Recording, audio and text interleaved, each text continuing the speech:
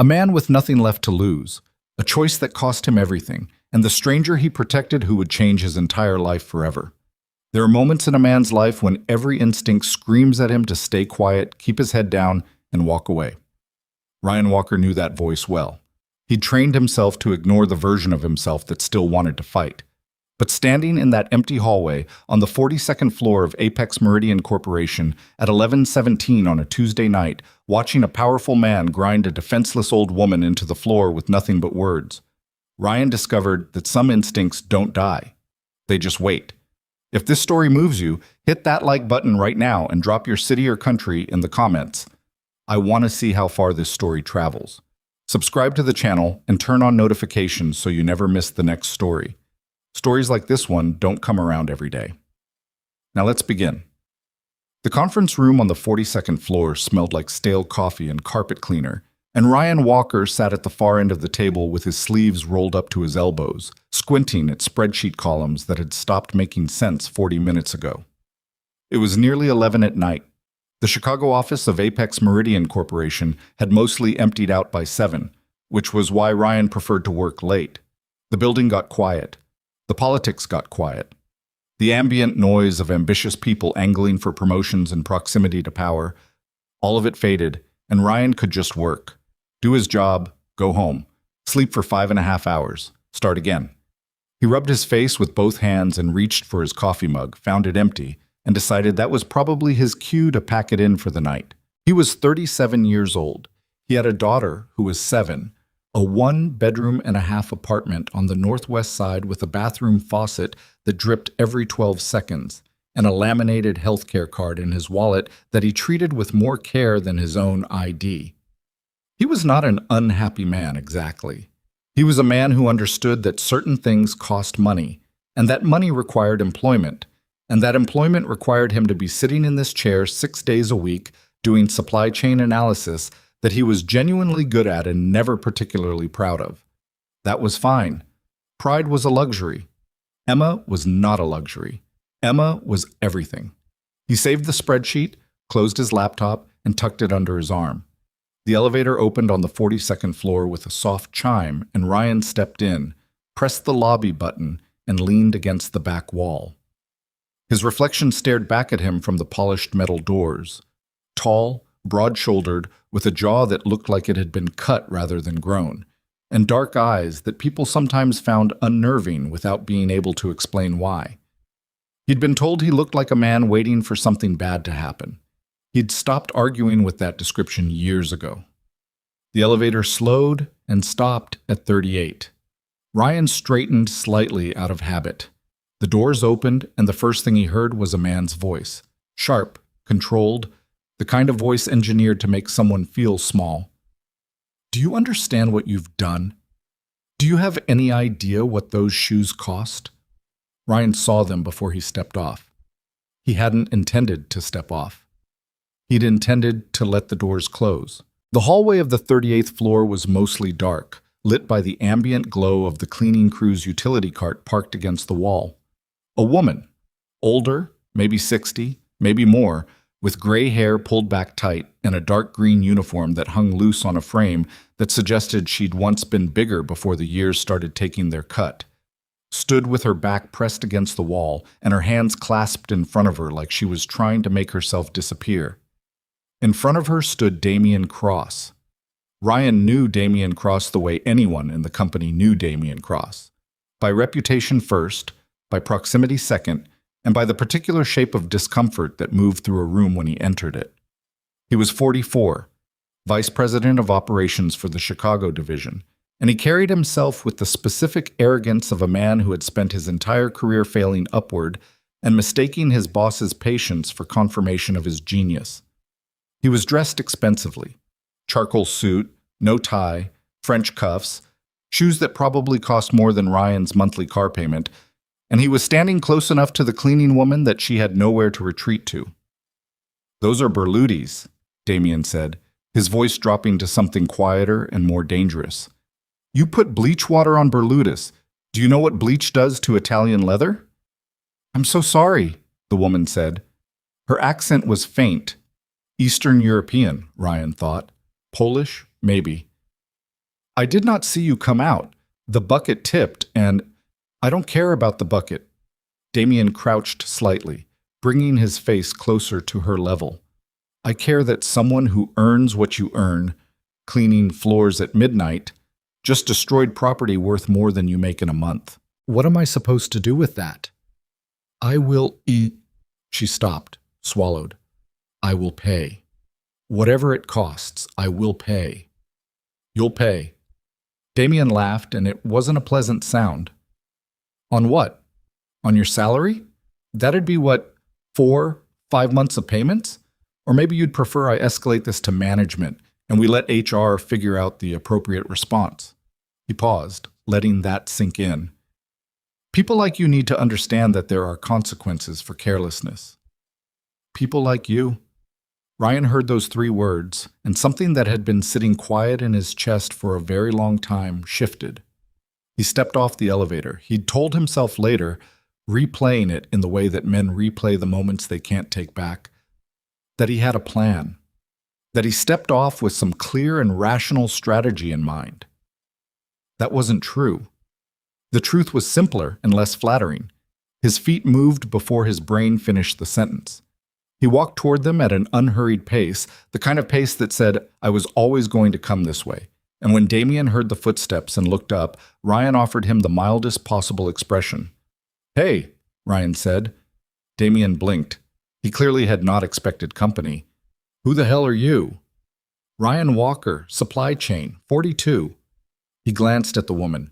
You okay? She stared at him. She had brown eyes and a face that had logged a lot of weather, and she was looking at him the way people look at something they're not sure is real. She's fine, Damien said. This is a private conversation. I suggest you get back in that elevator. Ryan looked at Damien for a moment, just looked at him. What's the damage? Ryan asked. Excuse me? The shoes. Ryan nodded down at Damien's feet. What's the cleaning bill, or replacement cost if it comes to that? Damien stared at him. I don't know who you think you are. Walker, Ryan said again. Supply chain. I just told you. He reached into his back pocket and pulled out his wallet, a thin, worn thing that folded once and held 3 cards and a small amount of cash. He pulled out 3 20s, looked at them, put one back, held out 2. That cover a cleaning? Because if it's more than that, I'd need an invoice. The woman made a soft sound that might have been a suppressed breath. Damien looked at the 2 20s with an expression that suggested he'd never been more insulted in his life, which was probably true.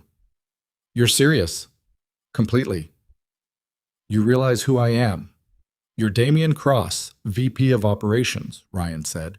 And this is a cleaning woman who accidentally knocked over a bucket, which is not a moral failing. So, cleaning cost or replacement cost? Which is it? The silence stretched for about 4 seconds.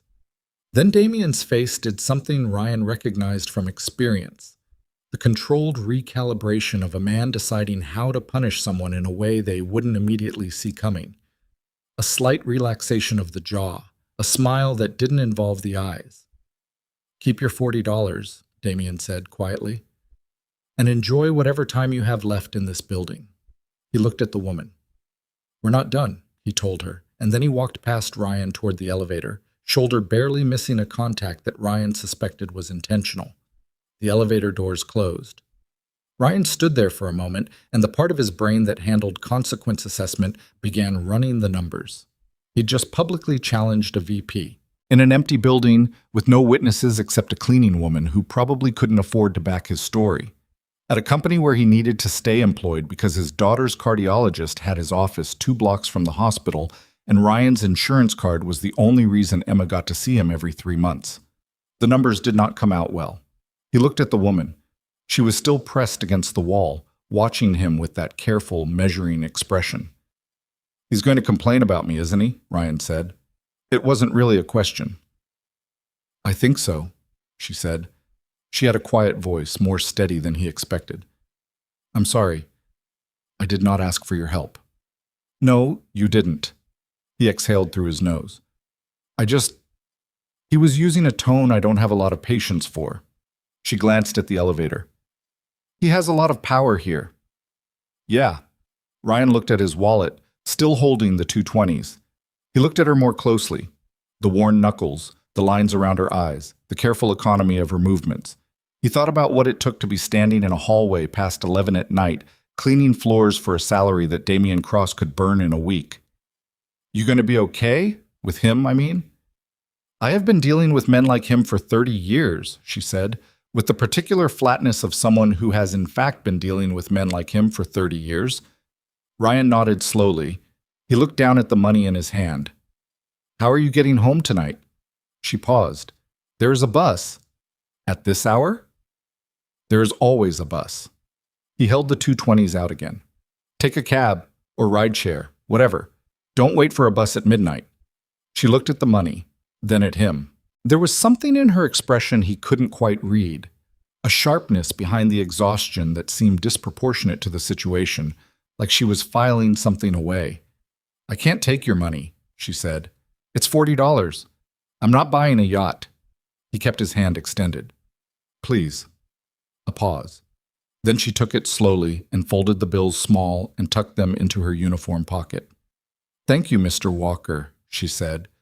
He almost asked how she knew his last name, then remembered he'd said it twice in front of Damien. Get home safe, he told her, and went back to the elevator. Sit. The apartment was quiet when Ryan got in, which was the best thing about getting home late. Emma was asleep, which meant Emma was not having a bad night, which meant the nebulizer was sitting on the kitchen counter looking decorative instead of necessary, which was how Ryan preferred things. He stood in the doorway of her room for a moment. 7 years old. She was small for her age, with her mother's nose and Ryan's stubbornness and a laugh that could reorganize a room. She slept with one arm thrown over the stuffed rabbit she'd named Gerald for reasons she'd never satisfactorily explained, and her breathing was even and unobstructed, which Ryan assessed in about 2 seconds and then let himself exhale. The heart thing, the cardiologist called it a structural abnormality, which was the medical establishment's way of saying, we can manage this, but we can't make it not exist, wasn't something Emma thought about much.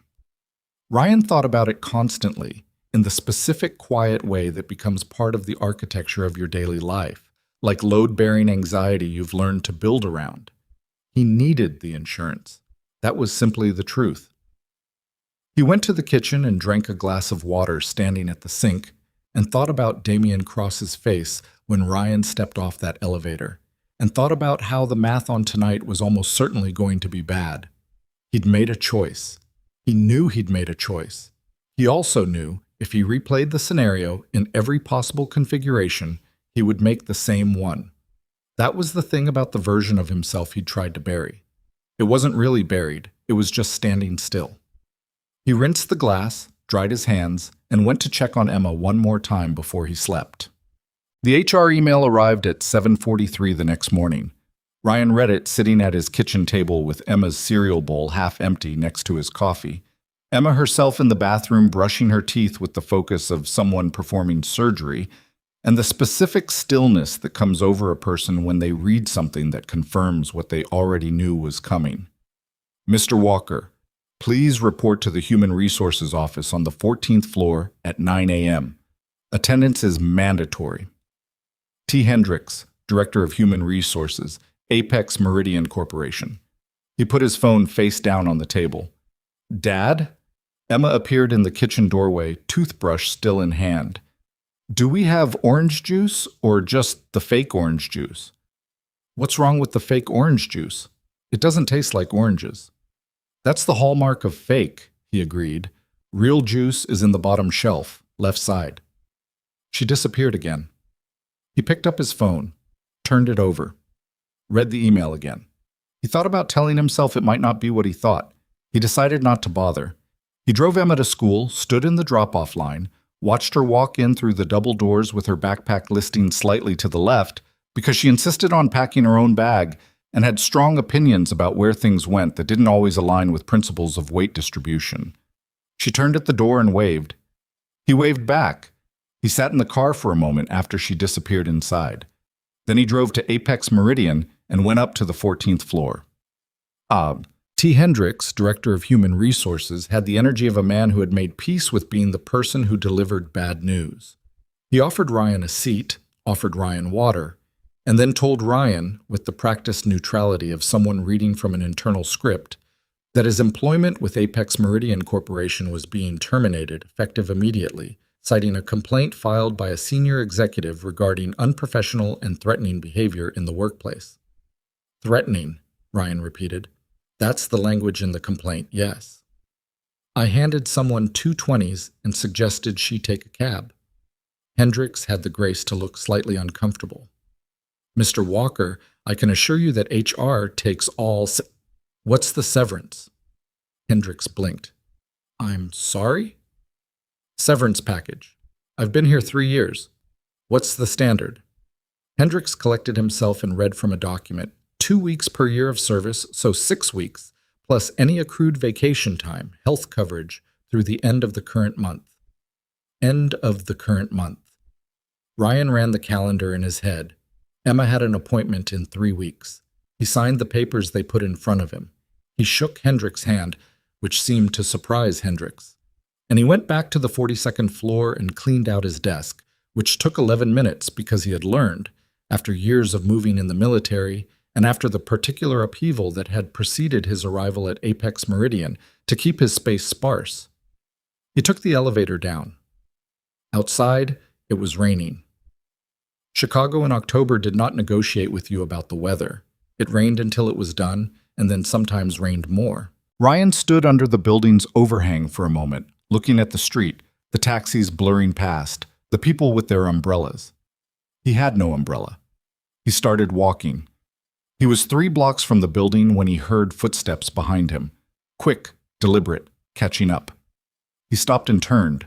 The cleaning woman was there.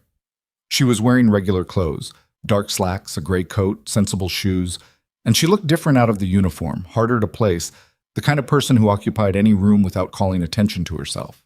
She was slightly out of breath from hurrying. "Mr. Walker," she said. "Hi." He waited. "I heard what happened." She looked at him steadily. "You were let go." News travels. "In a building this size, yes." She paused. "I want you to know that I'm sorry. What happened last night, you didn't deserve what it cost you." He looked at her. There was something careful in her eyes, something that didn't match the cleaning cart and the worn uniform, something he'd noticed last night and hadn't been able to place, like a picture hanging slightly wrong on a wall. "It was $40 and a choice I'd make again," he said. "Don't apologize for Damien Cross." "No," she said, and something shifted in her expression. "I'm not." She reached into her coat pocket and pulled out something he recognized. 2 folded 20s, the same 2 20s he'd pressed into her hand last night. She held them out. "You'll need this more than I do," she said. "For now." He started to refuse. "Please," she said. And there was something in her voice, not pleading, not pitying, something else entirely, that made him stop. He took the money. "What's your name?" he asked. She held his gaze for a moment. "Margaret," she said. He nodded. "Stay dry, Margaret." She watched him for another second, and then she nodded once and turned and walked back toward the building. Ryan stood in the rain and watched her go, and there was a thing he couldn't name sitting at the edge of his awareness. The picture on the wall, still crooked. He put the $40 in his wallet, turned his collar up against the rain, and started walking toward the train. He needed to figure out his daughter's medical appointment. Everything else could wait. The rain hadn't let up by the time Ryan got home. He stood in the entryway of the apartment for a moment, dripping onto the mat, and did what he'd trained himself to do in situations that required immediate triage. He itemized. 6 weeks severance. 3 weeks until Emma's cardiology appointment with Dr. Patel at Northwestern. Current savings, enough to cover 2 months of rent and utilities if he was careful, 3 if he was very careful, and Emma didn't have a bad stretch. Health coverage through the end of October, which was 22 days away. 22 days. He hung up his wet jacket and went to the kitchen and opened his laptop on the table and started updating his resume. Not because he felt like it, because the alternative was sitting in the chair and thinking about what 22 days meant in practical terms, and that kind of thinking didn't pay rent. He'd been at it for about 40 minutes when his phone buzzed. It was his sister, Carla, calling from Phoenix. He let it ring twice, then picked up. "I heard through the industry grapevine that you did something stupid," she said, by way of greeting. "Who told you?" "Nobody told me anything. I'm guessing based on the fact that you never call me on a Wednesday, and you're not calling me now either, which means something happened and you're in your apartment being very quiet about it." A pause. "Am I wrong?" "You're not wrong. What happened?" He told her, the short version. The hallway, the cleaning woman, Damien Cross, the HR office, the walk home in the rain. Carla listened without interrupting, which was unusual for her, and when he finished, there was a silence that lasted about 4 seconds. "Ryan, I know. Emma has an appointment in 3 weeks. I know, Carla." "Okay." Another pause. "Do you need money? I can—" "No." He said it without irritation because she was asking from the right place. "I need a job. I'm working on the resume right now." "You could move back here. Phoenix has work and I'm 20 minutes away and Emma could—" "She has a doctor here. She has a school here. I'm not pulling her out of both of those things." Carla made a sound that said she'd expected that answer and was filing her disagreement for later, which was a sound he'd known since childhood. "At least let me put feelers out with some of the logistics firms down here. I know a guy at Maersk." "Yeah, okay, that would help." "And Ryan?" Her voice shifted slightly. "I'm not saying you were wrong. I'm just saying you have to think about the margin." He knew what she meant. The margin between principle and consequence, the gap he'd spent the better part of 3 years calculating precisely and navigating carefully. He knew the margin. He'd been managing it since before Emma was born, and more acutely since her mother left, and more acutely still since the diagnosis. "I know," he said again. They talked for another few minutes. She asked about Emma's school play. He asked about her kids. And then he hung up and went back to the resume. He worked until 2 in the morning and then went to bed and lay in the dark for a while, listening to the rain. Wow. He told Emma in the morning, not the full version, she was 7, and the full version would have scared her. But enough. That he was between jobs, that they'd be careful with money for a little while, that everything was going to work out. Emma ate her cereal and considered this with the particular seriousness she applied to information she was deciding whether to believe. "Are we going to have to move?" she asked. "No." "Are we going to lose the apartment?" "Emma, because Jalen at school said when his dad lost his job, they had to move to his grandma's house and share a room with his cousin." "We're not moving to anyone's grandma's house." "We don't have a grandma's house anyway. Grandma lives in Phoenix, and her house only has 2 bedrooms. "Exactly. So it's a non-issue." Emma looked at him. She had a way of looking at him that had appeared when she was about 4 and had never left, a direct patient assessment, like she was waiting to see if the adult in the room was going to be straight with her. "I'm fine," he told her. He meant it as much as he could. "I'm good at my job, I'm going to find another one, and your appointment with Dr. Patel is already on the calendar. None of that changes." She accepted this, or decided to accept it, which was its own kind of faith. "Okay," she said. "Can I have more cereal?" He gave her more cereal. He dropped her at school and drove back and applied to 4 jobs before 9 a.m. and thought about the $40 in his wallet, about a woman named Margaret who had pressed them back into his hand with the specific authority of someone who knew something he didn't. He thought about her eyes, the sharpness behind them. He told himself it didn't matter. He had bigger problems than an interesting stranger. 3 days passed, then 4, then a week. He got 1 call back. A logistics coordinator position at a freight company in Schaumburg, an hour commute each way, salary 15% below what he'd been making. He went to the interview. He wore the same suit he'd worn to the HR meeting. The interviewer was 30 years old and kept glancing at Ryan's employment gap from when he'd left the military, asking questions about it with the careful neutrality of someone who didn't know how to ask what he actually wanted to know.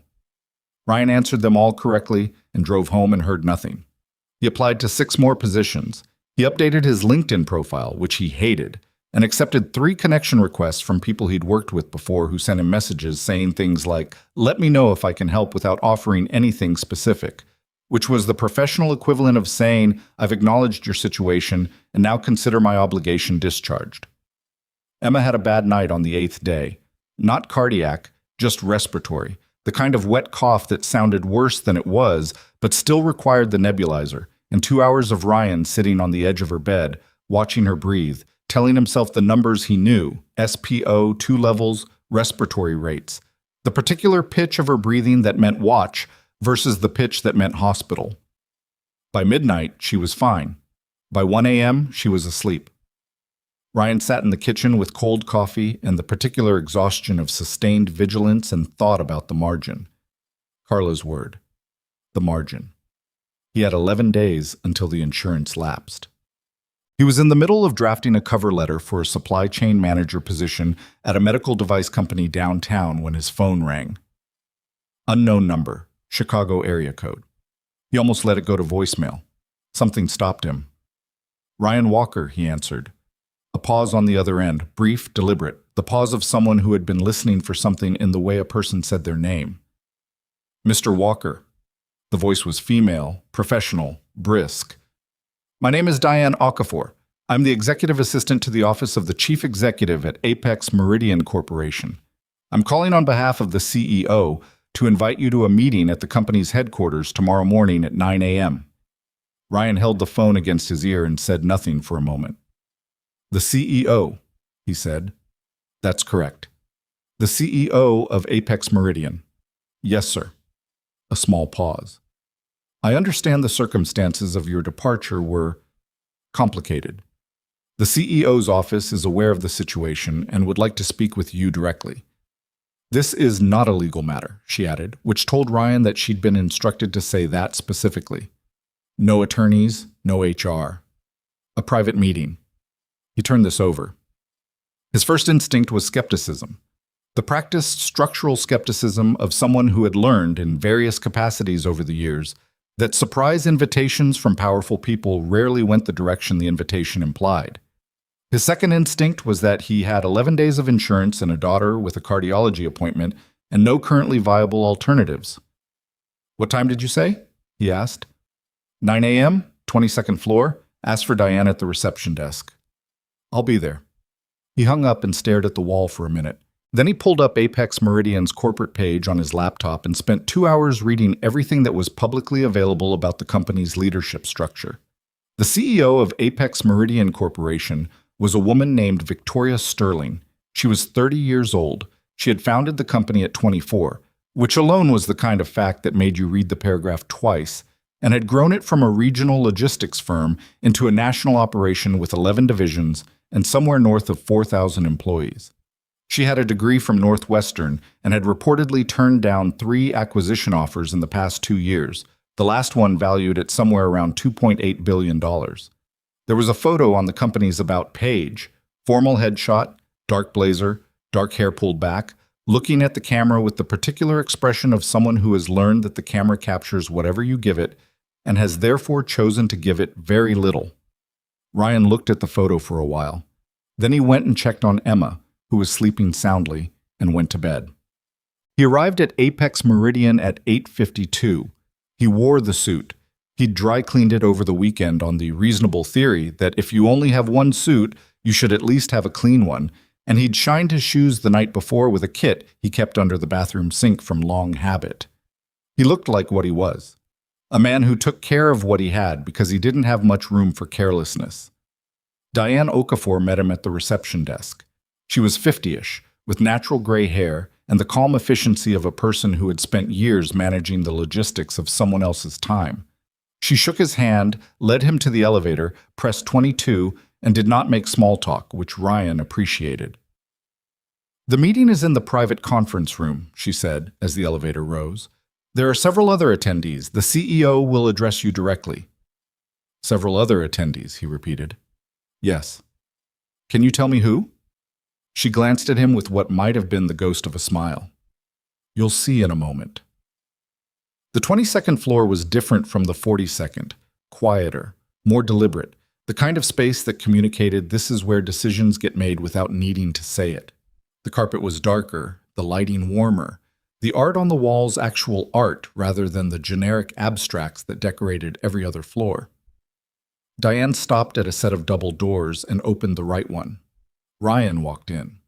The conference room was long, oval-tabled, with a view of Lake Michigan through floor-to-ceiling glass that was, objectively, a remarkable view. Around the table sat 6 people, men in suits with the particular tight-jawed look of people bracing for something they weren't sure about. Ryan recognized 2 of them.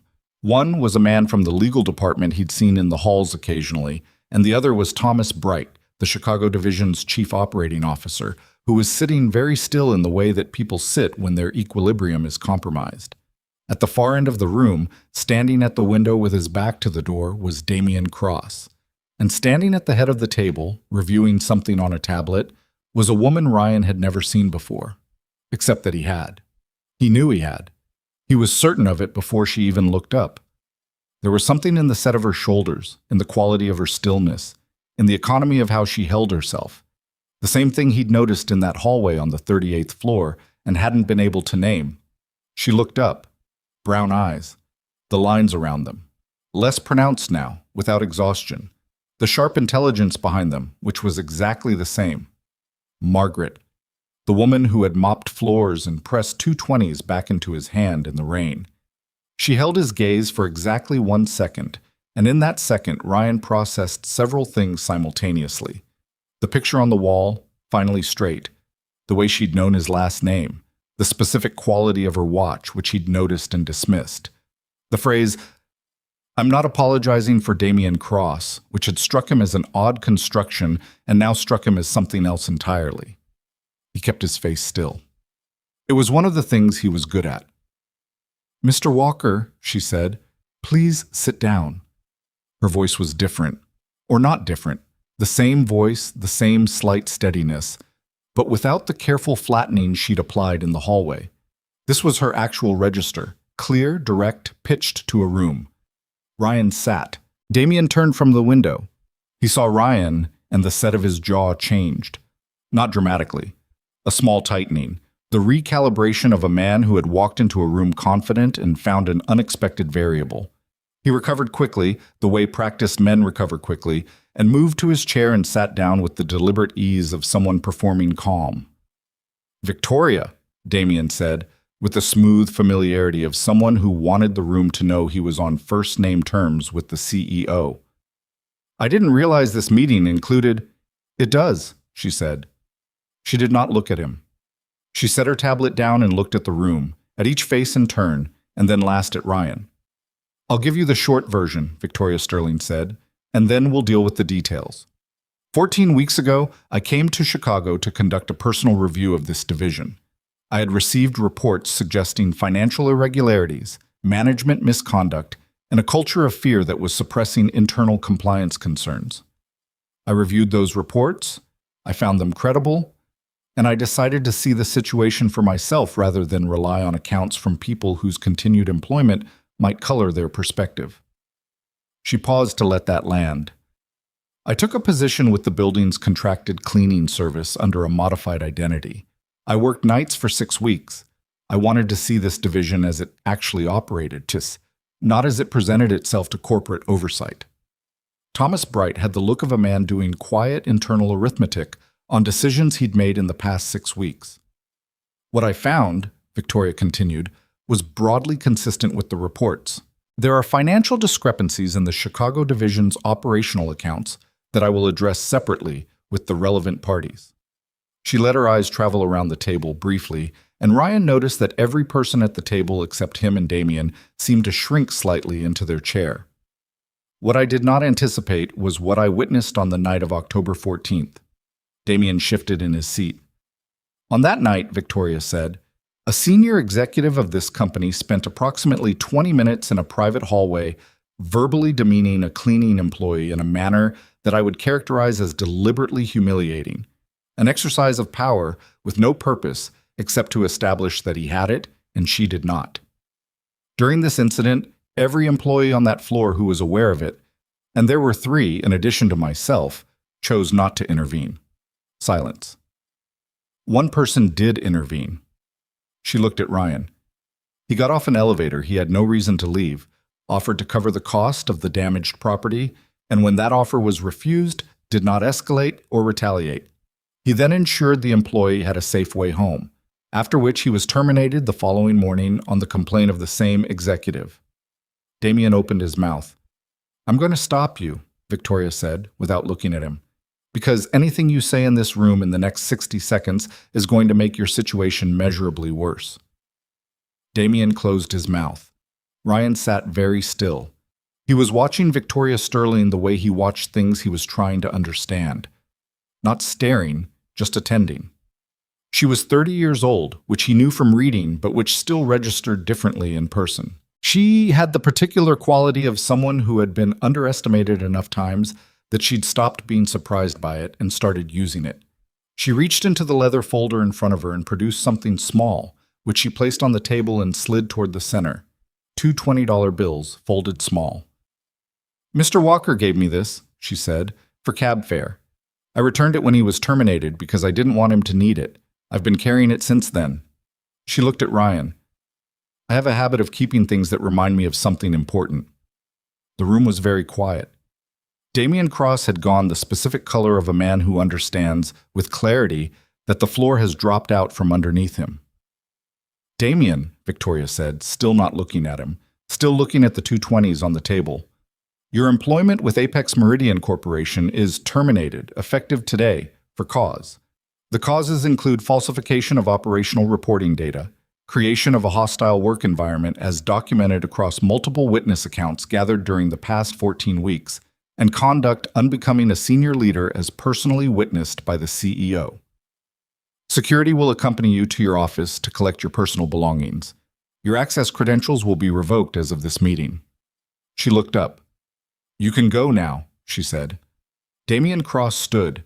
He stood the way men stand when they have no remaining move, slowly, like he was testing the ground. He looked at Ryan, and the expression on his face was something Ryan cataloged without responding to, the way you catalog the weather. He left the room. One of the suited men by the door, legal, Ryan remembered, stood and followed him. The room exhaled. Victoria looked at the remaining faces around the table. "I have individual conversations scheduled with each of you. For now, I'd ask everyone except Mr. Walker to wait in the adjoining room. Diane will bring you in one at a time." She glanced at Bright.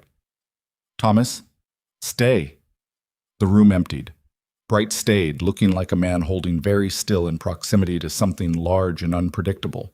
And then it was the three of them, Ryan, Victoria, and Thomas Bright, and the view of Lake Michigan, and 2 $20 bills on the oval table. Victoria sat down. It was the first time Ryan had seen her sit, and there was something in it, a small release of tension in the shoulders, that was recognizably human. She looked across the table at Ryan. "I owe you an apology," she said. Ryan waited. "I should have identified myself that night. I chose not to because I was still gathering information and I didn't know at that point what I was going to find or who I could trust. But my choices that night had consequences for you that were," she paused, choosing the word carefully, "unacceptable. You lost your income, you lost your health coverage. I'm aware you have a daughter with a medical condition. I'm aware her next appointment is in 11 days. Ryan looked at her. "How do you know about Emma's appointment?" "I know what I need to know about my employees. That was true before this, and it's more relevant now." She didn't say it like it was a defense. She said it like a fact. "I'm not telling you that to demonstrate surveillance. I'm telling you because I want you to understand that I'm not treating this as an abstract HR matter. I'm treating it as something I have a direct responsibility for." "Okay," Ryan said. He kept his voice even. "What does that mean, practically?" Victoria glanced at Bright, who had taken out a folder and was now sitting with the careful attention of a man who understood his job in this moment was to be useful. "It means," Victoria said, "that I want to offer you a position, not the position you had, a different one." She nodded to Bright, who opened the folder and produced a single sheet of paper. Clean, minimal, just type. He slid it across the table to Ryan. Ryan looked at it. Regional Operations Director, Chicago Division. The salary figure at the top of the page was a number that Ryan read twice, not because he didn't understand it the first time, but because he needed a second pass to make sure he was reading it correctly. The Chicago division needs leadership, Victoria said. Not management, leadership. There's a difference, and it's a difference this office has not had. The person who held the position Damien Cross held was not a leader. He was a power structure. What I need is someone who understands the difference between those two things from the inside out. Ryan set the sheet of paper down. I'm a supply chain specialist. You were. You're also a former Navy SEAL who spent 3 years in a mid-level position in my company and never once complained about it, never once leveraged your background for advancement, never once made yourself conspicuous, until the night it actually mattered. She held his gaze. That tells me something about how you make decisions. It might also tell you I've been hiding, Ryan said. She considered that with a seriousness that suggested she'd already considered it. Maybe. But hiding and choosing where to spend your energy aren't always different things. She paused. I'm not asking you to be something you're not. I'm asking you to run an operation, protect the people in it, and tell me the truth about what's actually happening in this division. I have enough people who tell me what I want to hear. The view outside was gray and wide. The lake flat under overcast sky, the city stacked up against the western horizon. Ryan looked at it for a moment and then looked at the sheet of paper, and then looked at Victoria Sterling, who was watching him with the patient attention of someone who had already made her decision and was waiting to see if he'd made his. The healthcare coverage, he said. It starts when? The offer letter includes a provision for immediate coverage, as of your start date, which I'd want to be Monday. Monday is 4 days away. I'm aware. Ryan was quiet for a moment. He thought about Emma in the kitchen that morning. She'd wanted to make her own toast and had burned it and announced that burned toast was actually good if you put enough butter on it, a position she'd defended with more conviction than it warranted. He thought about the nebulizer on the counter. He thought about Dr. Patel's office, the waiting room with the fish tank, Emma pressing her face against the glass. He thought about a woman in a cleaning uniform pressing 220s into his hand in the rain and the thing in her eyes he hadn't been able to name. He picked up the sheet of paper. I have one condition, he said. Victoria waited. The woman who was in that hallway, the actual cleaning employee, I don't know her name. She was afraid of losing her job over a bucket of water. Whatever situation she was in with Damien Cross, I want to know it's been addressed.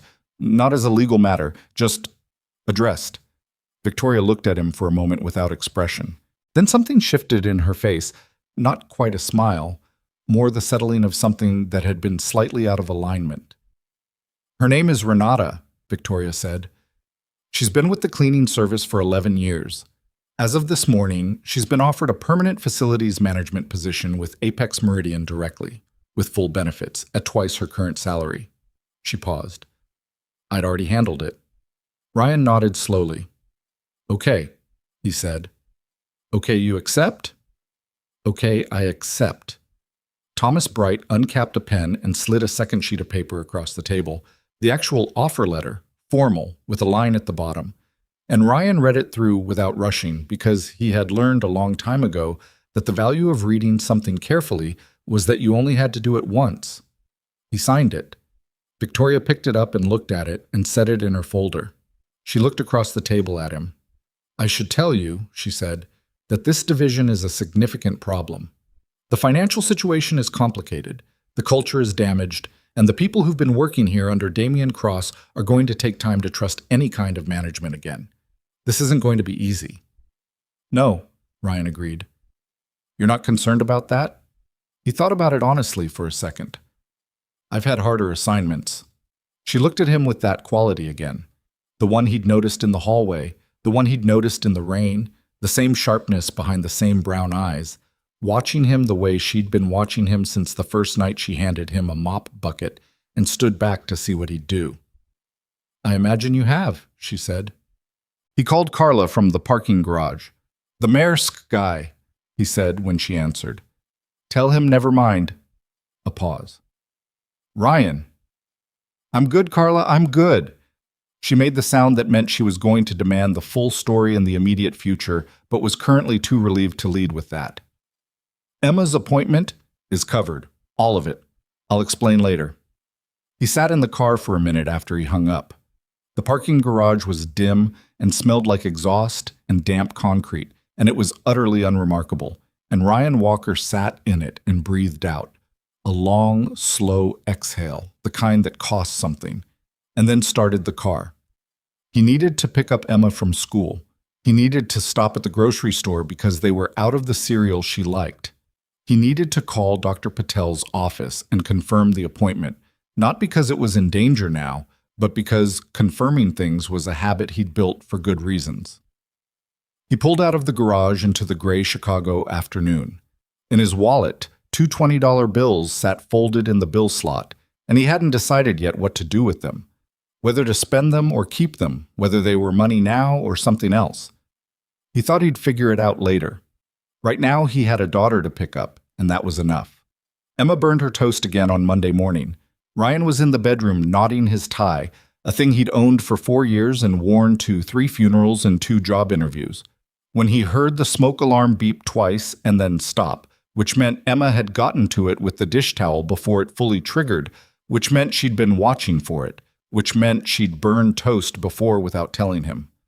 He came out of the bedroom. She was standing at the toaster with the dish towel over her shoulder like a line cook, looking at 2 slices of bread that were charcoal at the edges and pale in the middle. "I had a system," she said before he could speak, "but it didn't work." "What was the system?"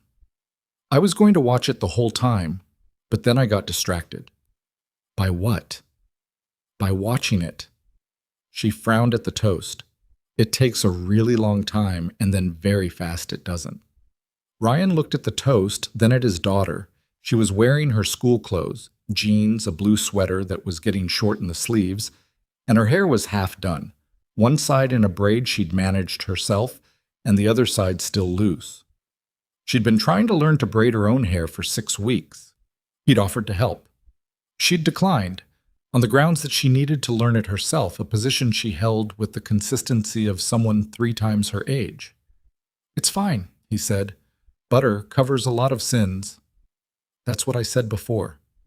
"It's still true." He buttered the toast while she finished her hair, or tried to. She came to the kitchen table after 4 minutes with the second braid approximately right, and a look on her face that suggested she knew it wasn't quite right, and had decided to let it stand anyway. Ryan ate a piece of the burned toast himself, because he'd said butter covered it, and he was going to stand behind that. "You look different," Emma said, studying him. "I'm wearing a tie." "You look nervous." He poured her juice. "I'm not nervous." "You're doing the thing with your jaw." He consciously unclenched his jaw. "I'm not doing anything with my jaw." Emma ate her toast with the satisfaction of someone who has successfully identified a thing and is content to let it sit there identified. She didn't push, which was something he'd noticed about her.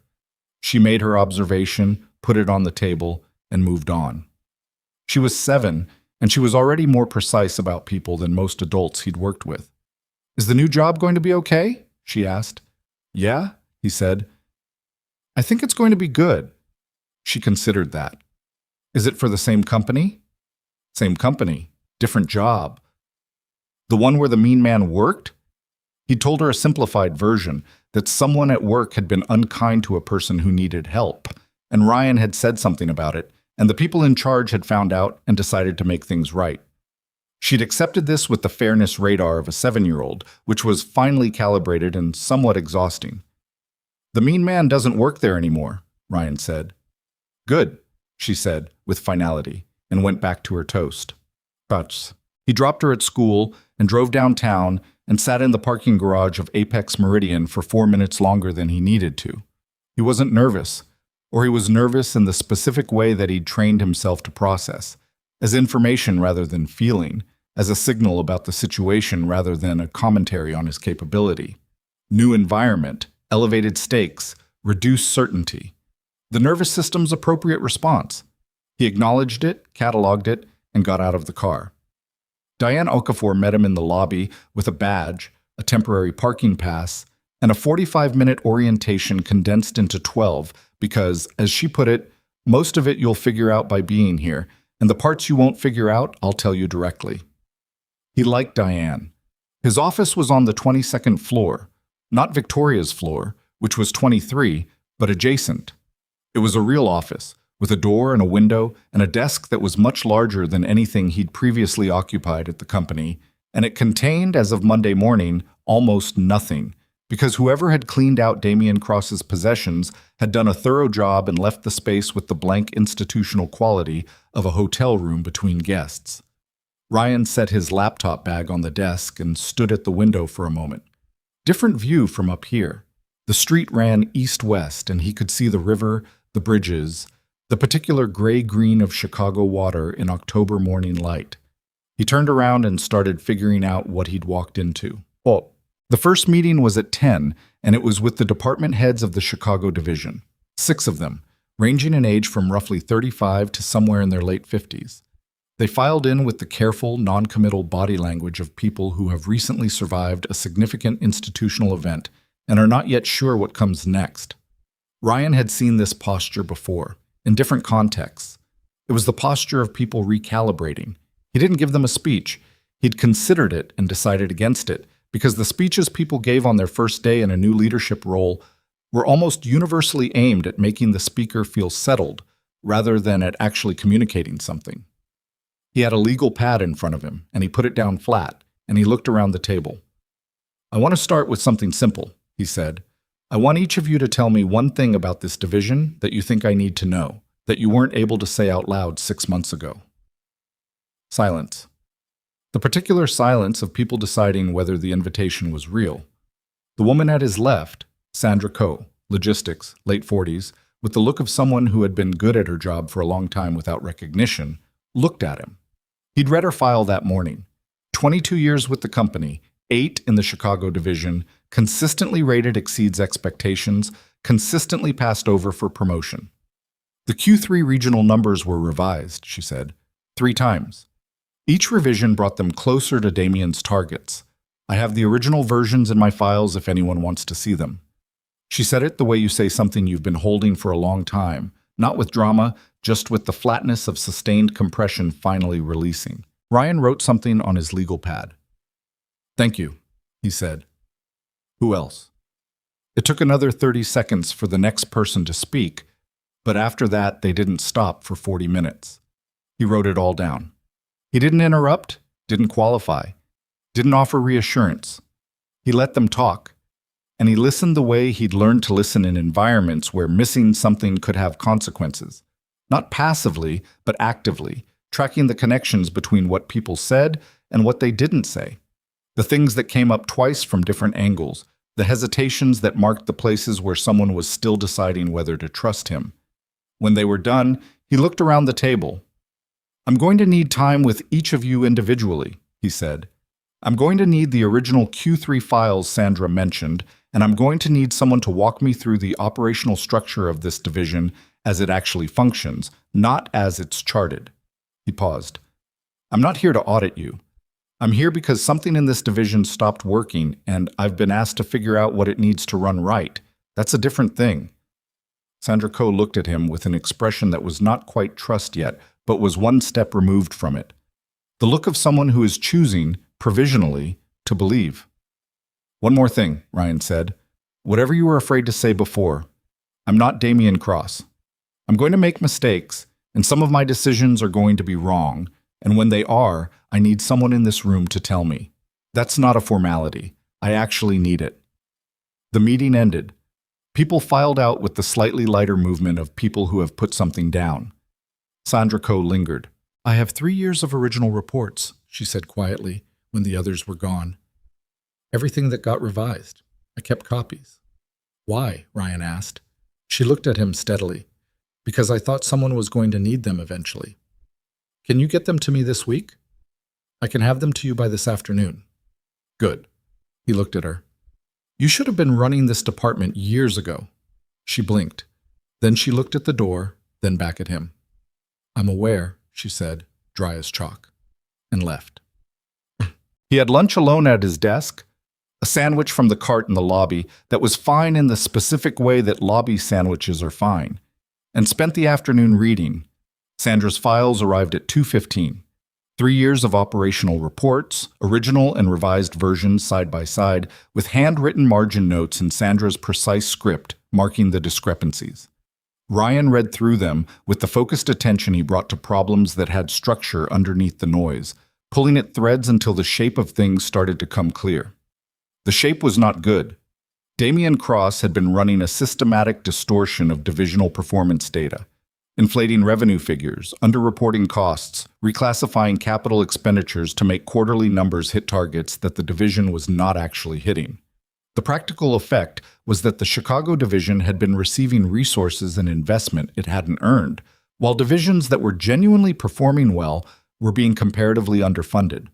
It was the kind of manipulation that could run for a long time without triggering obvious alarms, especially if the people positioned to notice it were either complicit or afraid. 3 people were complicit. He identified them from the patterns in the files, the timing of the revisions, the routing of the approval chains, the specific nature of what got changed and what didn't. He made a list. He sat with it for a few minutes. Then he called Diane. "I need 30 minutes with Victoria," he said. "Today if possible, tomorrow morning at the latest." "She has a gap at 4:30 today," Diane said. "I'll take it."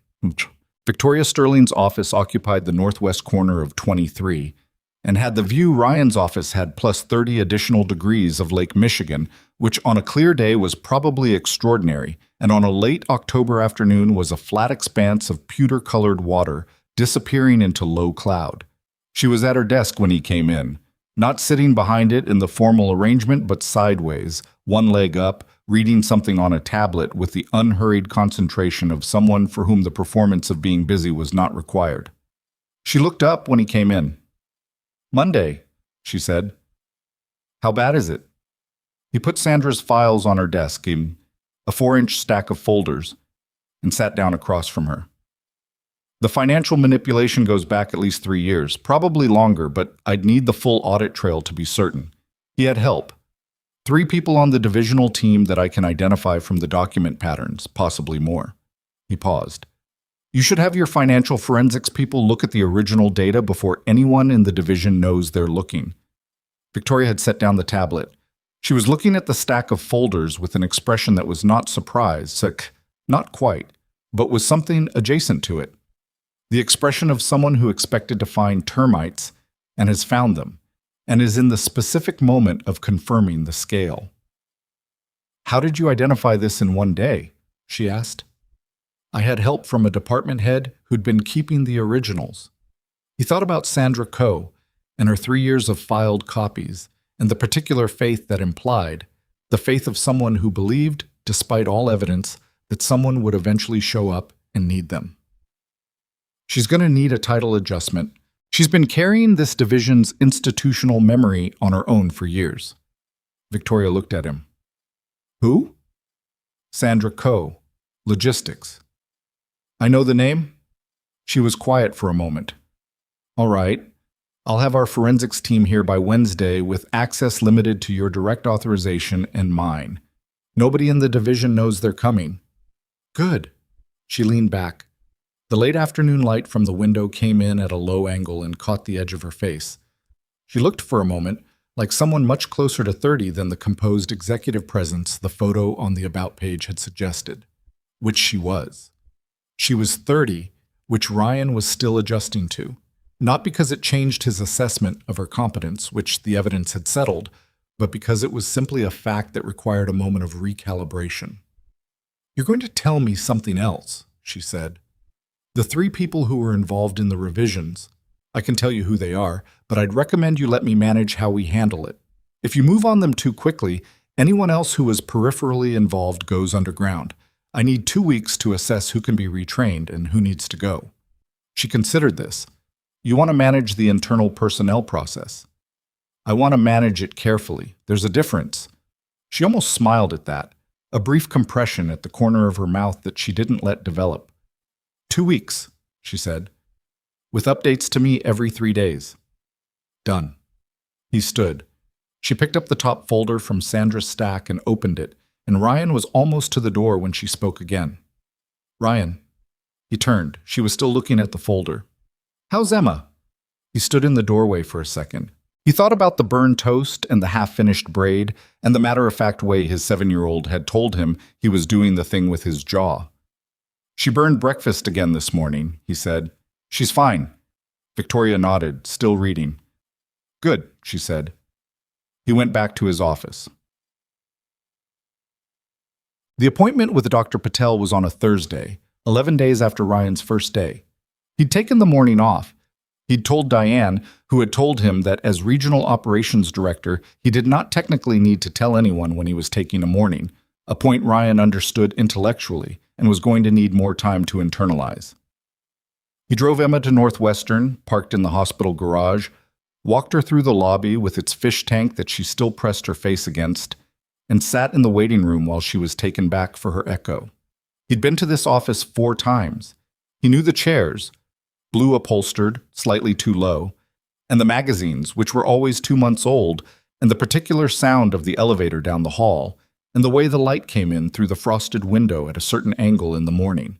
He knew these things the way you know the geography of places where you've waited for important information. They get mapped differently in the brain.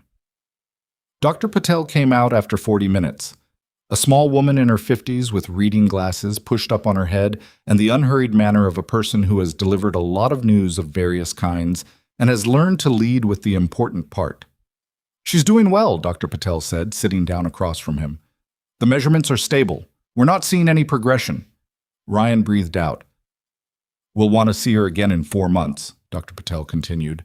"And I want to add a Holter monitor for the next 2 weeks just to get a baseline rhythm record. It's a precaution, not a concern. But overall, she looks good. She's a healthy kid." She's a healthy kid. Ryan had been hearing some version of those words every 3 months for 2 years. And every time they landed the same way, with a weight of relief so significant it almost felt like a physical thing, a set-down of something he'd been carrying. "Thank you," he said. Dr. Patel smiled, the practiced, genuine kind, not the clinical kind. "She told me she's learning to braid her own hair. She is. She's persistent. She also told me you make good burned toast." Ryan laughed, a short, real one. "She's a generous critic." Emma appeared from the back, dressed again with a small adhesive patch on her left arm where they'd drawn blood for routine labs, which she was displaying with the pride of someone who has endured something and wants credit for it. She went immediately to the fish tank and stood in front of it with her hands behind her back. "The orange one is new," she announced. "The last time I was here there were only 2 orange ones and now there are 3. "Maybe they had a baby," Ryan said. Emma looked at him patiently. "Fish don't have babies like that, Dad. They lay eggs." "I know that." "Then why did you say that?" Conversational habit. She looked at the fish tank for another few seconds. "Can we get a fish?" "We can talk about it." "That means no." "It means we can talk about it," he said, which they both knew meant the same thing, and Emma accepted this without argument in the way she accepted the things she'd learned to pick her battles about. They walked to the car. Emma's hand found his in the parking garage, the way it did sometimes. Not because she was scared or tired, just because it was there. He'd noticed when she'd started doing it about a year ago, and had never said anything about it because saying something would make it self-conscious, and he wanted it to remain unexamined for as long as possible. They drove home. Emma ate a lunch that did not involve toast, told him about a disagreement she'd had with Jalen about whether sharks were technically fish. She maintained they were, he maintained they weren't, they were still negotiating, and asked if she could watch 45 minutes of television, which Ryan said yes to, and which she took full and precise advantage of. He sat at the kitchen table with his laptop, reading the forensic team's preliminary report, which had arrived that morning. It confirmed what Sandra's files had suggested and then went further. The manipulation was systemic. It had been running for 4 years, and the total financial distortion across that period amounted to a number with 7 figures. He sent Victoria the report with a brief note. As expected. Possibly worse. Talk tomorrow. She responded in 11 minutes. Yes, good work today. Not the report. This morning. He sat with that for a second. He hadn't mentioned the appointment to her since the day he'd signed the offer letter. She'd remembered it. He wasn't sure how he felt about that. He wrote back, "She's stable." Then he put his phone down. The 2 weeks he'd asked for turned into 12 days, which was how it usually went when you applied sustained attention to a problem. It compressed. He met with each of the 3 implicated employees individually in Ryan's office, with Diane present as a witness, and he gave each of them a version of the same conversation. What he knew, what the forensic team had confirmed, and what their options were. Two of them cooperated fully and were placed on performance improvement plans with the understanding that any future integrity issue would result in immediate termination. Not because Ryan believed performance improvement plans fixed people, but because they'd been operating under a culture of coercion and deserved a chance to demonstrate who they were outside of it. The third was a man named Carl Eston, who ran divisional procurement and who received Ryan's account of what the forensic team had found with the specific stillness of someone calculating whether denial was still viable. "I want to talk to a lawyer," Carl said. "That's your right," Ryan said. "HR will be in contact. You can take the rest of the day." Carl looked at him. Damien said this was just how things worked.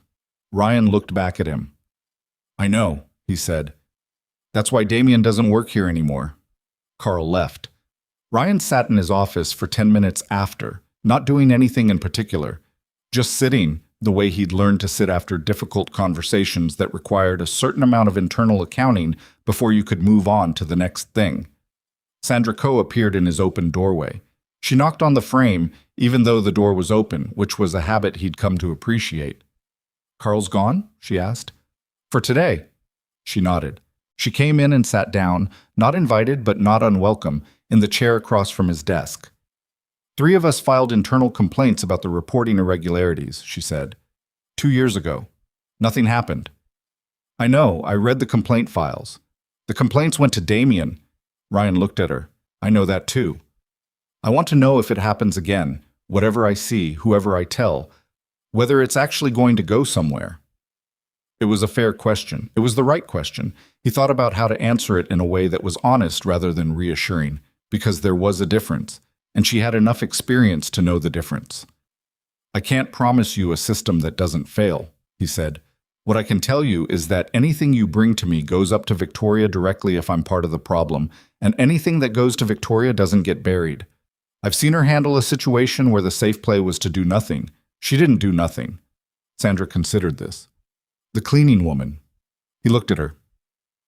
"Everyone heard eventually," Sandra said, "that she was the CEO, that she'd been here for 6 weeks watching." She paused. Most people were relieved. Some people were scared, which tells you something about what they'd been doing. A dry pause. I thought it was something." "Yeah," Ryan said. "It was something." Sandra stood. She put her hands in her pockets. She looked at him with the steady, measuring look that he'd come to understand was her default expression and not a sign of skepticism. "Renata called me," she said. "Renata from the cleaning crew?" "Renata, who now runs facilities management for this building. She called to ask me how the division felt under the new director." She paused. "I told her I'd let her know." Ryan waited. "I'll let her know in a few more weeks," Sandra said, "when I have more data." "That's fair." "It is," she agreed, and went back to her department. "What?" Victoria called him at 7:43 that evening. He was at the kitchen table. Emma was asleep. The apartment was quiet. The nebulizer was decorative. And he had 3 reports open on his laptop and a cold cup of coffee at his elbow. "The board met today," she said when he picked up. No preamble. "And?" "The forensic findings went to the full board this afternoon. They're approving a restatement of 4 years of Chicago divisional reports and a full independent audit of 2 other divisions where Cross had operational influence." Ryan absorbed that. How does the board feel about the CEO personally taking a covert operations position in a regional office for 6 weeks? A pause on the line. "Divided," she said. 3 of them think it was reckless. 2 of them think it was inspired. The rest are still deciding which posture is safer. "What do you think?" "I think I found what I needed to find. A beat.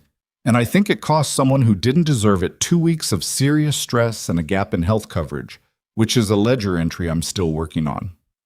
"I signed the offer letter," Ryan said. "That settled the ledger." "Maybe from your side." He was quiet for a moment. Outside the window, the city did what it did at this hour.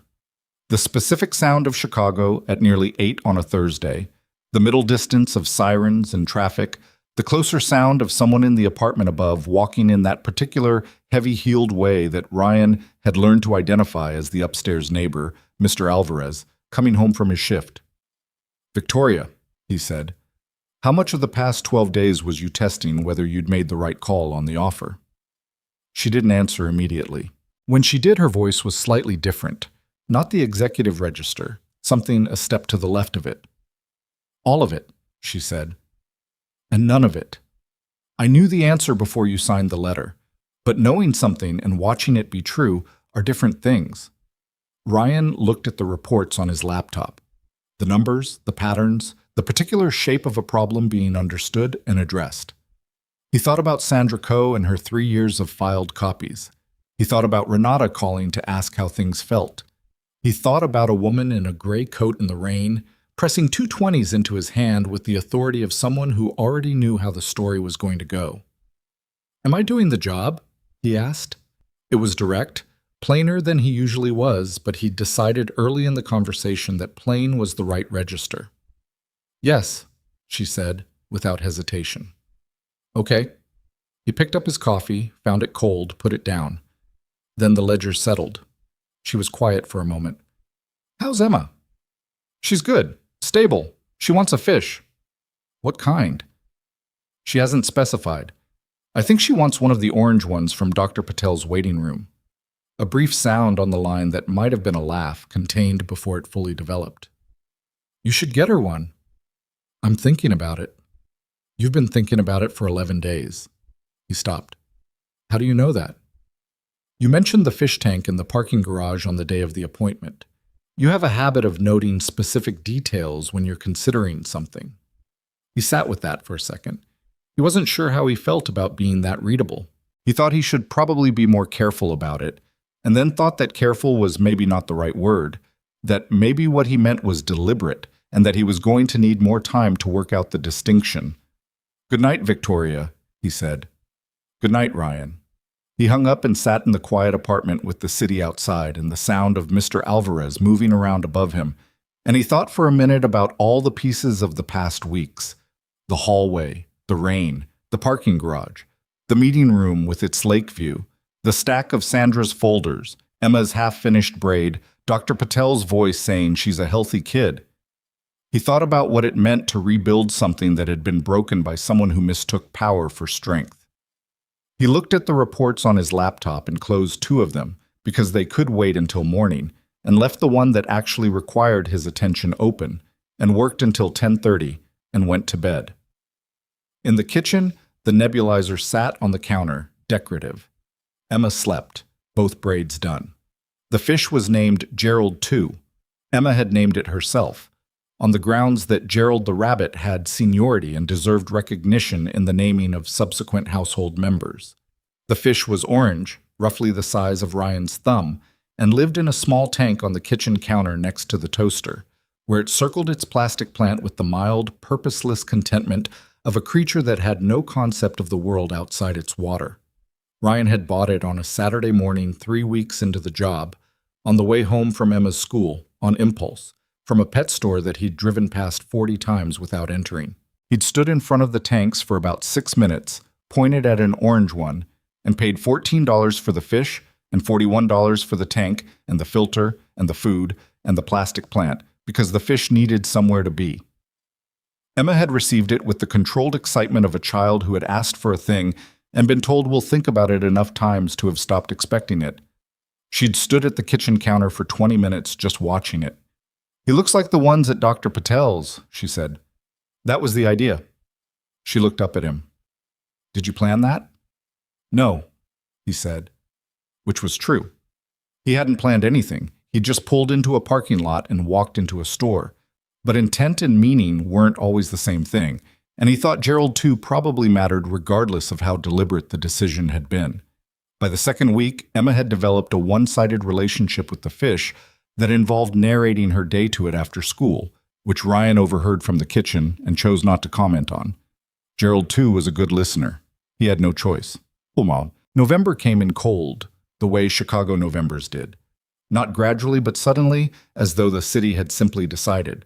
Ryan started wearing his heavier coat, the charcoal wool one he'd owned since before Emma was born, which had one button slightly mismatched because he'd replaced it himself after the original fell off in a parking lot in Virginia 5 years ago. He'd meant to find a better match and never had, and now the mismatched button was just part of the coat. The division was not fixed. He wanted to be clear about that with himself, because he'd seen enough institutional recovery efforts to know the difference between genuine change and the temporary behavioral adjustment that follows a significant personnel event. People were being careful. Some of them were being careful because they actually understood that the previous environment had been wrong and were actively trying to do things differently. Others were being careful because they'd seen what happened to Damian Cross and Carl Eston and were making rational calculations about their own futures. Ryan didn't treat these two groups the same, but he was patient with both of them. What he focused on in the first 2 months was the specific, unglamorous work of making things function, clarifying reporting lines that had been deliberately muddied to protect Cross's information control, restoring direct communication channels between department heads that had been routed through Cross's office as a power mechanism, and spending time on the floor with people who were not department heads, the coordinators, the analysts, the administrative staff who knew exactly what was wrong with any organization because they were the ones who dealt with the consequences of every bad decision made above them. He had a habit of arriving early. Not perform arriving early, the theatrical kind that announces itself. Just actually being there at 7:15, before the day acquired its political charge. When people were getting coffee and checking their phones and were off guard in the way that produced honest answers to genuine questions. He asked a lot of genuine questions. He listened to the answers. Sandra Coe had started stopping by his office in the evenings, after most people had left, to debrief on the day, not formally, just in the manner of two people who had found a productive frequency. She'd bring her coffee, he'd be at his desk, and they'd talk through whatever was stuck or unresolved. She was direct to the point of sharpness, remembered everything, and was occasionally wrong in the specific way that confident people with strong opinions are occasionally wrong, which he appreciated because it meant she was actually telling him what she thought rather than what she calculated he wanted to hear. "Marcus in procurement is struggling," she said one evening, about 6 weeks in. Marcus was one of the employees who'd stayed on the performance improvement plan. "He's doing the work correctly now, but he's doing it like a man defusing a bomb. Everything is too careful. He's not making judgment calls he should be making because he's scared to make any call at all." "How long has he been like that?" "Since Carl left, mostly. They were close. I don't know if it was loyalty or shared culpability. Probably some of both." Ryan thought about that. "I'll spend some time with him." "I'm not asking you to fix him." "I know. I'm just telling you so you know." He spent an afternoon with Marcus the following week. Not a formal meeting, not a performance check-in, just walking the floor of the division together while Marcus explained the procurement flow the way someone explains something they know very well and are used to explaining to people who don't understand it. Ryan asked specific questions and let Marcus answer them and watched how he talked about his work when he forgot to be scared. There was a good instinct in there, a real one. He didn't say much about it. He just stopped by Marcus's desk the next day and asked his opinion on a vendor negotiation issue Ryan was looking at, an area where Marcus had more direct experience. Marcus gave him an answer that was correct and useful. "Trust your read," Ryan told him. That was the right call. Marcus looked at him with the expression of someone waiting for the other shoe. Ryan waited. The other shoe didn't come. Eventually, Marcus nodded and went back to his computer, and Ryan went back to his office. What? The first time he and Victoria were in the same room for something other than a scheduled meeting was at the end of November. The forensic audit had concluded, the restatement had been filed with the relevant regulatory bodies, and the board had requested a summary presentation of the Chicago Division's corrective actions. The meeting was on the 23rd floor, in the large conference room Ryan had only been in once before, the room with the lake view, the oval table, the chairs that were slightly too comfortable for a working meeting. He arrived with a brief he'd prepared with Sandra's help, concise, factual, heavily annotated, and found the boardroom already half full. The 6 board members ranged from their mid-50s to one man who looked to be in his early 70s and sat at the far end with the particular stillness of someone who had been in many rooms like this and had long since stopped being impressed by any of them. Victoria was at the head of the table, talking with 2 of the board members in the low, efficient manner she used when she was being direct without being confrontational. She glanced up when Ryan came in, and he nodded, and she nodded back, and that was the entirety of their greeting, which was fine. He gave the presentation.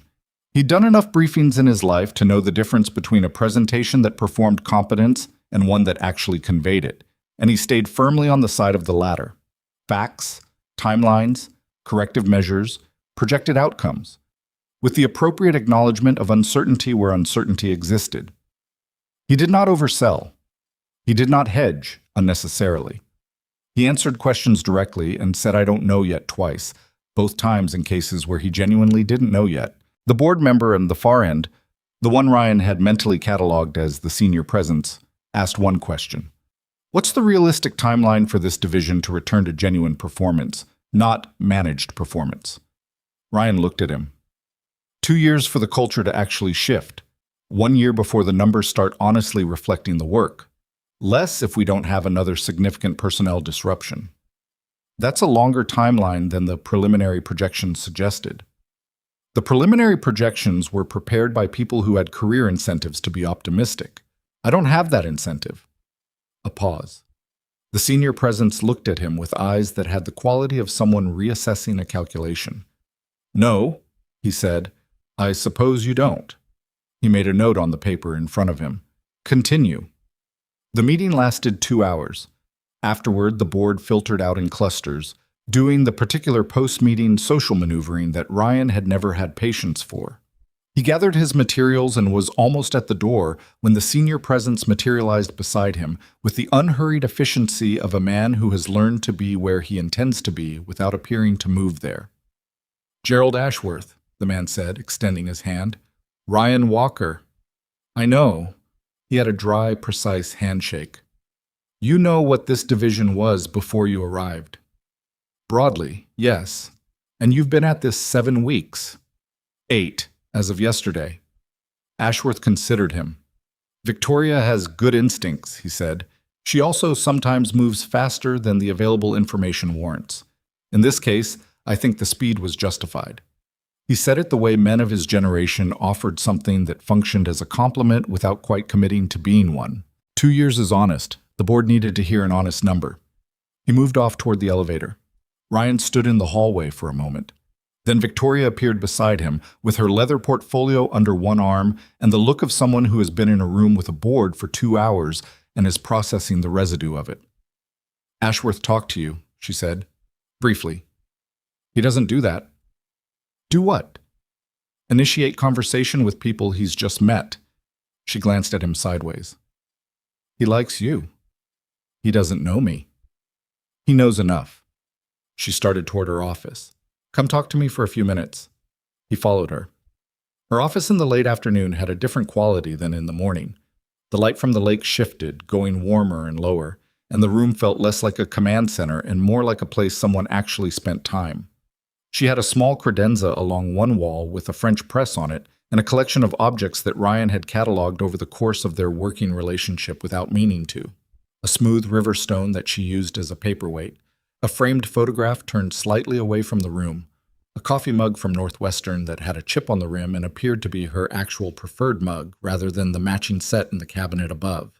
She poured 2 cups of coffee without asking and handed him one, and he took it and sat down across from her, and she sat behind the desk in the formal arrangement this time, which told him this was something she wanted to be clear about. "The board approved the divisional restructuring," she said. "Full budget, full authority. You can build the team you actually need rather than the one you inherited." Ryan looked at his coffee. "That's earlier than I expected." Ashworth moved it. "He doesn't usually move things this quickly either." She watched him. "This is good news."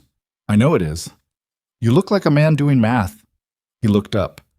"I'm thinking about who to promote and who to hire external and how to sequence it so the people who've been holding this place together don't feel like they're being bypassed by outsiders." Sandra Coe. Her and 3 others. They've been doing director-level work at coordinator salaries for years. I want that fixed before I bring anyone new in. Victoria was quiet for a moment. She turned her coffee mug slowly on the desk, a small, habitual gesture he'd noticed before.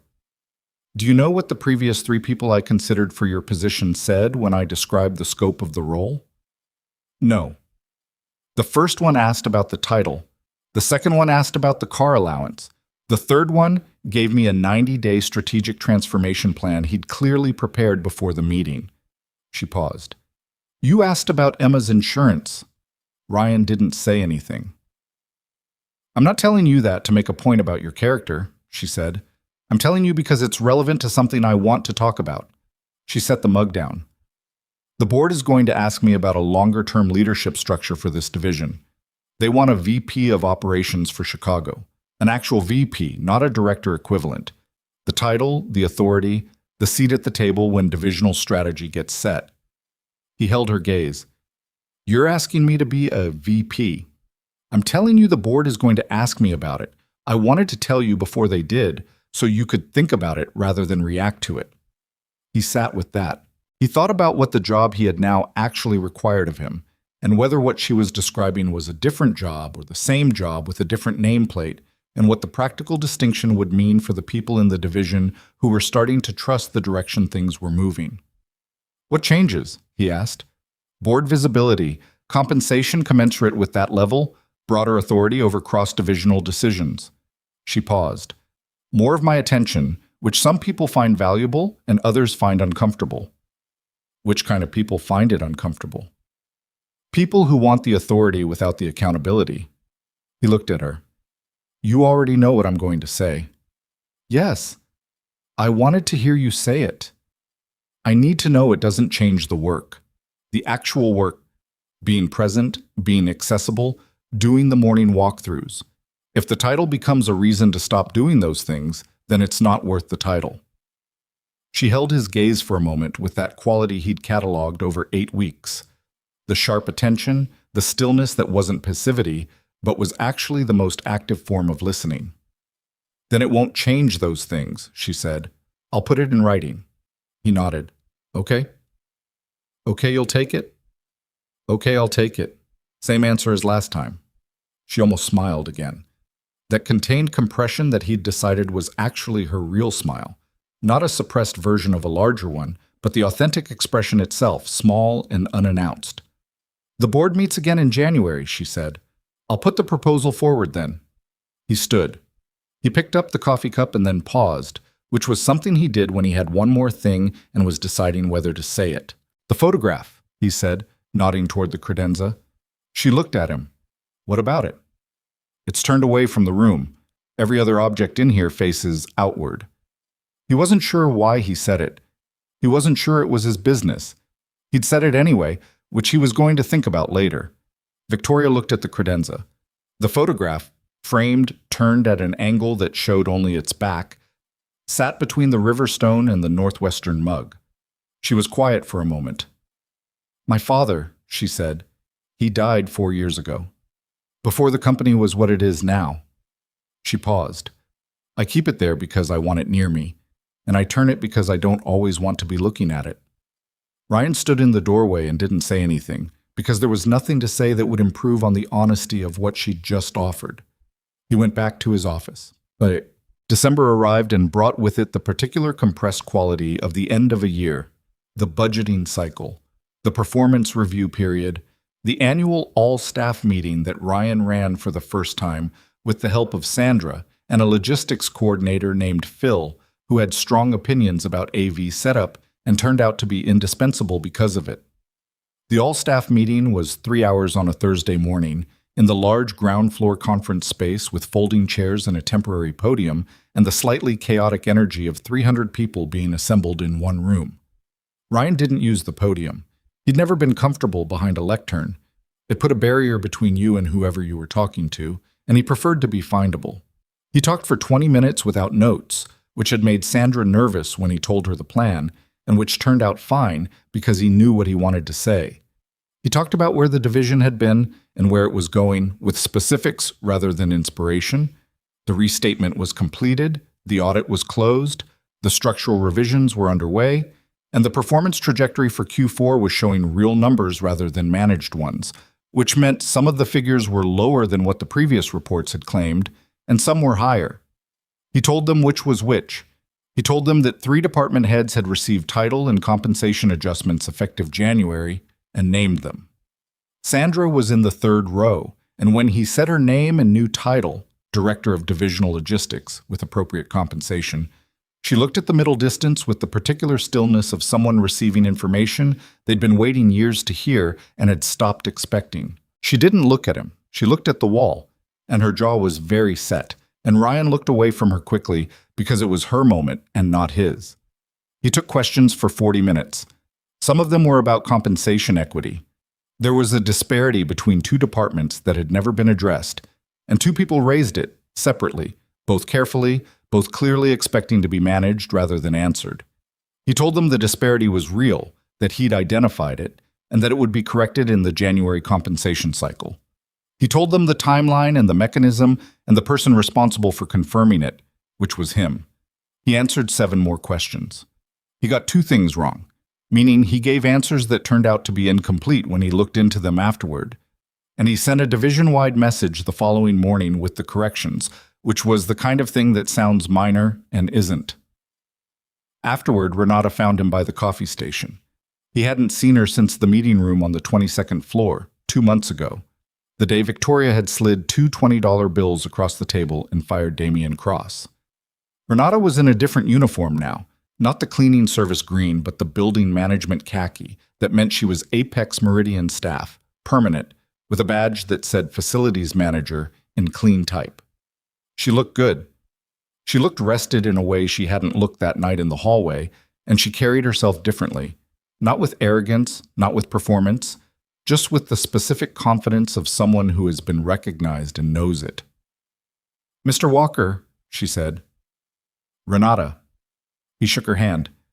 "How's the new role?" "Good?" She said it simply, without qualification. "Strange at first, but good." She held her coffee cup with both hands. "I wanted to say what you did that night. I have thought about it many times." "You don't need to—" "I know I don't need to," she said, with the mild directness that he remembered from the hallway. "I want to. There is a difference." She paused. 11 years I cleaned that building. I have been treated many ways by many people. What you did, it was not a large thing from the outside, but from where I was standing, it was the only thing. Ryan didn't know what to do with that exactly. He wasn't good at receiving certain kinds of things. He'd learned to receive criticism and instruction and even professional recognition with equanimity, but gratitude of the specific personal kind that Renata was offering had a different texture that he didn't have as clean a handling for. "I'm glad you're here," he said finally, meaning the building, meaning the job, meaning the way she was standing, like she'd earned the ground under her feet, which she had long before any of them noticed. She nodded. "Sandra Coe," she said. "The new title." That was right. "Yes," he said. "The people who kept this place honest when it was hard to, they should know they were seen." She said it like a principle, not a sentiment. "That's all." She went back toward the facilities corridor, coffee in hand, unhurried. Ryan stood by the coffee station for a moment. The room was emptying around him, staff moving back toward their floors, the folding chairs being stacked by Phil, and 2 volunteers from operations. The specific energy of the meeting was dissipating, and what was settling in its place was something Ryan didn't have an exact word for. Not satisfaction, which sounded too resolved, and not pride, which sounded too self-regarding, but something in that neighborhood. The specific quality of work that's actually doing what you intended it to do. He got a coffee, because the first one was gone, and took the elevator up. But the call from Damien Cross came on a Tuesday in mid-December on Ryan's personal cell at 6:47 in the morning.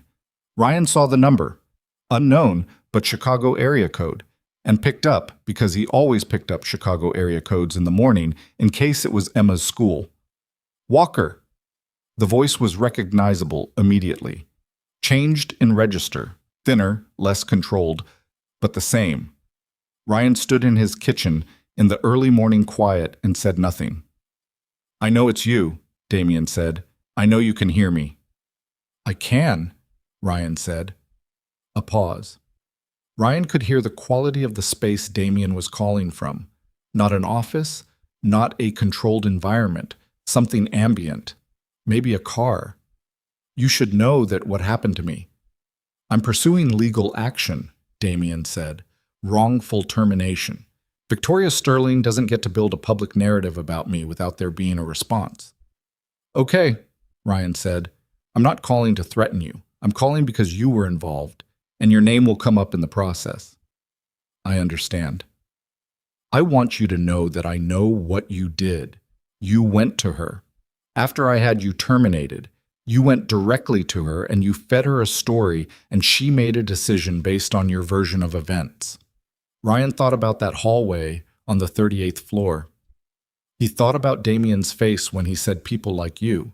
He thought about Renata pressed against the wall with her hands clasped, trying to disappear. Victoria was in the hallway, Ryan said. Silence. She saw the same thing I saw. She was standing 6 feet away from you. He kept his voice level. You don't have a version of events problem, Damien. You have a witness problem. The line was quiet long enough that Ryan wasn't sure Damien was still there. You think you're better than me, Damien said finally. The control in his voice had frayed visibly. You're running a division you never would have touched if a billionaire hadn't decided you were her charity project. Ryan looked at Gerald too, circling the plastic plant. I think we're done talking, he said. I'm going to... Call your lawyer, Ryan said. Don't call me again. He hung up. He stood in the kitchen for a moment. The coffee maker was finishing its cycle, the specific sound of the last of the water moving through. Emma would be up in 20 minutes. The day was already scheduled. 2 meetings, a procurement review, a one-on-one with Marcus that Ryan was looking forward to because Marcus had started, slowly, to trust his own judgment again. He poured a cup of coffee. He thought about what Damien had said, charity project, and looked at it honestly, the way he tried to look at things that were intended to hurt, to see if there was anything in them worth taking seriously.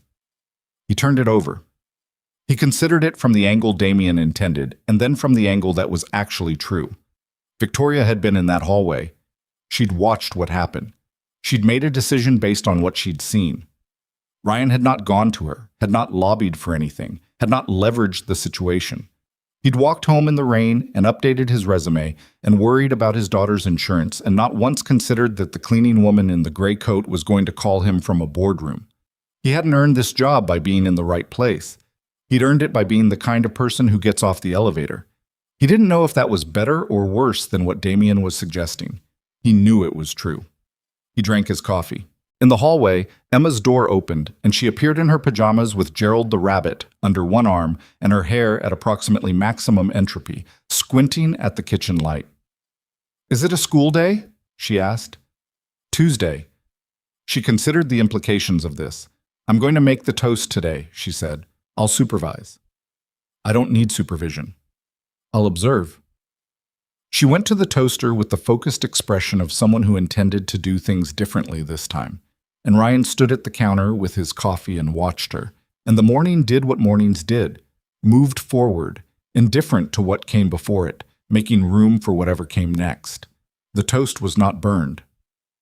Emma stood at the counter on a Thursday morning in late February and looked at 2 perfectly brown slices with the expression of someone who has achieved a thing and is not yet sure how they feel about having achieved it because the journey had become part of the identity. It's done, she said. Ryan looked up from his coffee. Good color. It doesn't look right. It looks exactly right. That's what right looks like. She picked up 1 slice and inspected it with the critical attention she applied to things she'd previously failed at. She took a bite. She chewed. She looked at the wall. It's okay, she said finally. High praise from a tough critic. The burned one had more flavor. Ryan looked at her over his mug. Emma, that's not true. It's a little true. She took another bite. Maybe I like burned toast. Maybe you've been burning it on purpose. What? She didn't answer, which was its own answer, and Ryan looked at his daughter, at her half-finished braid and her school sweater with the small ink stain on the left cuff that hadn't come out in 3 washes, at the way she stood at the counter with her weight on 1 foot, and thought about how she had her mother's nose and his stubbornness and her own particular way of turning failure into preference, which was entirely her and nobody else. Bus in 20 minutes, he said. I know.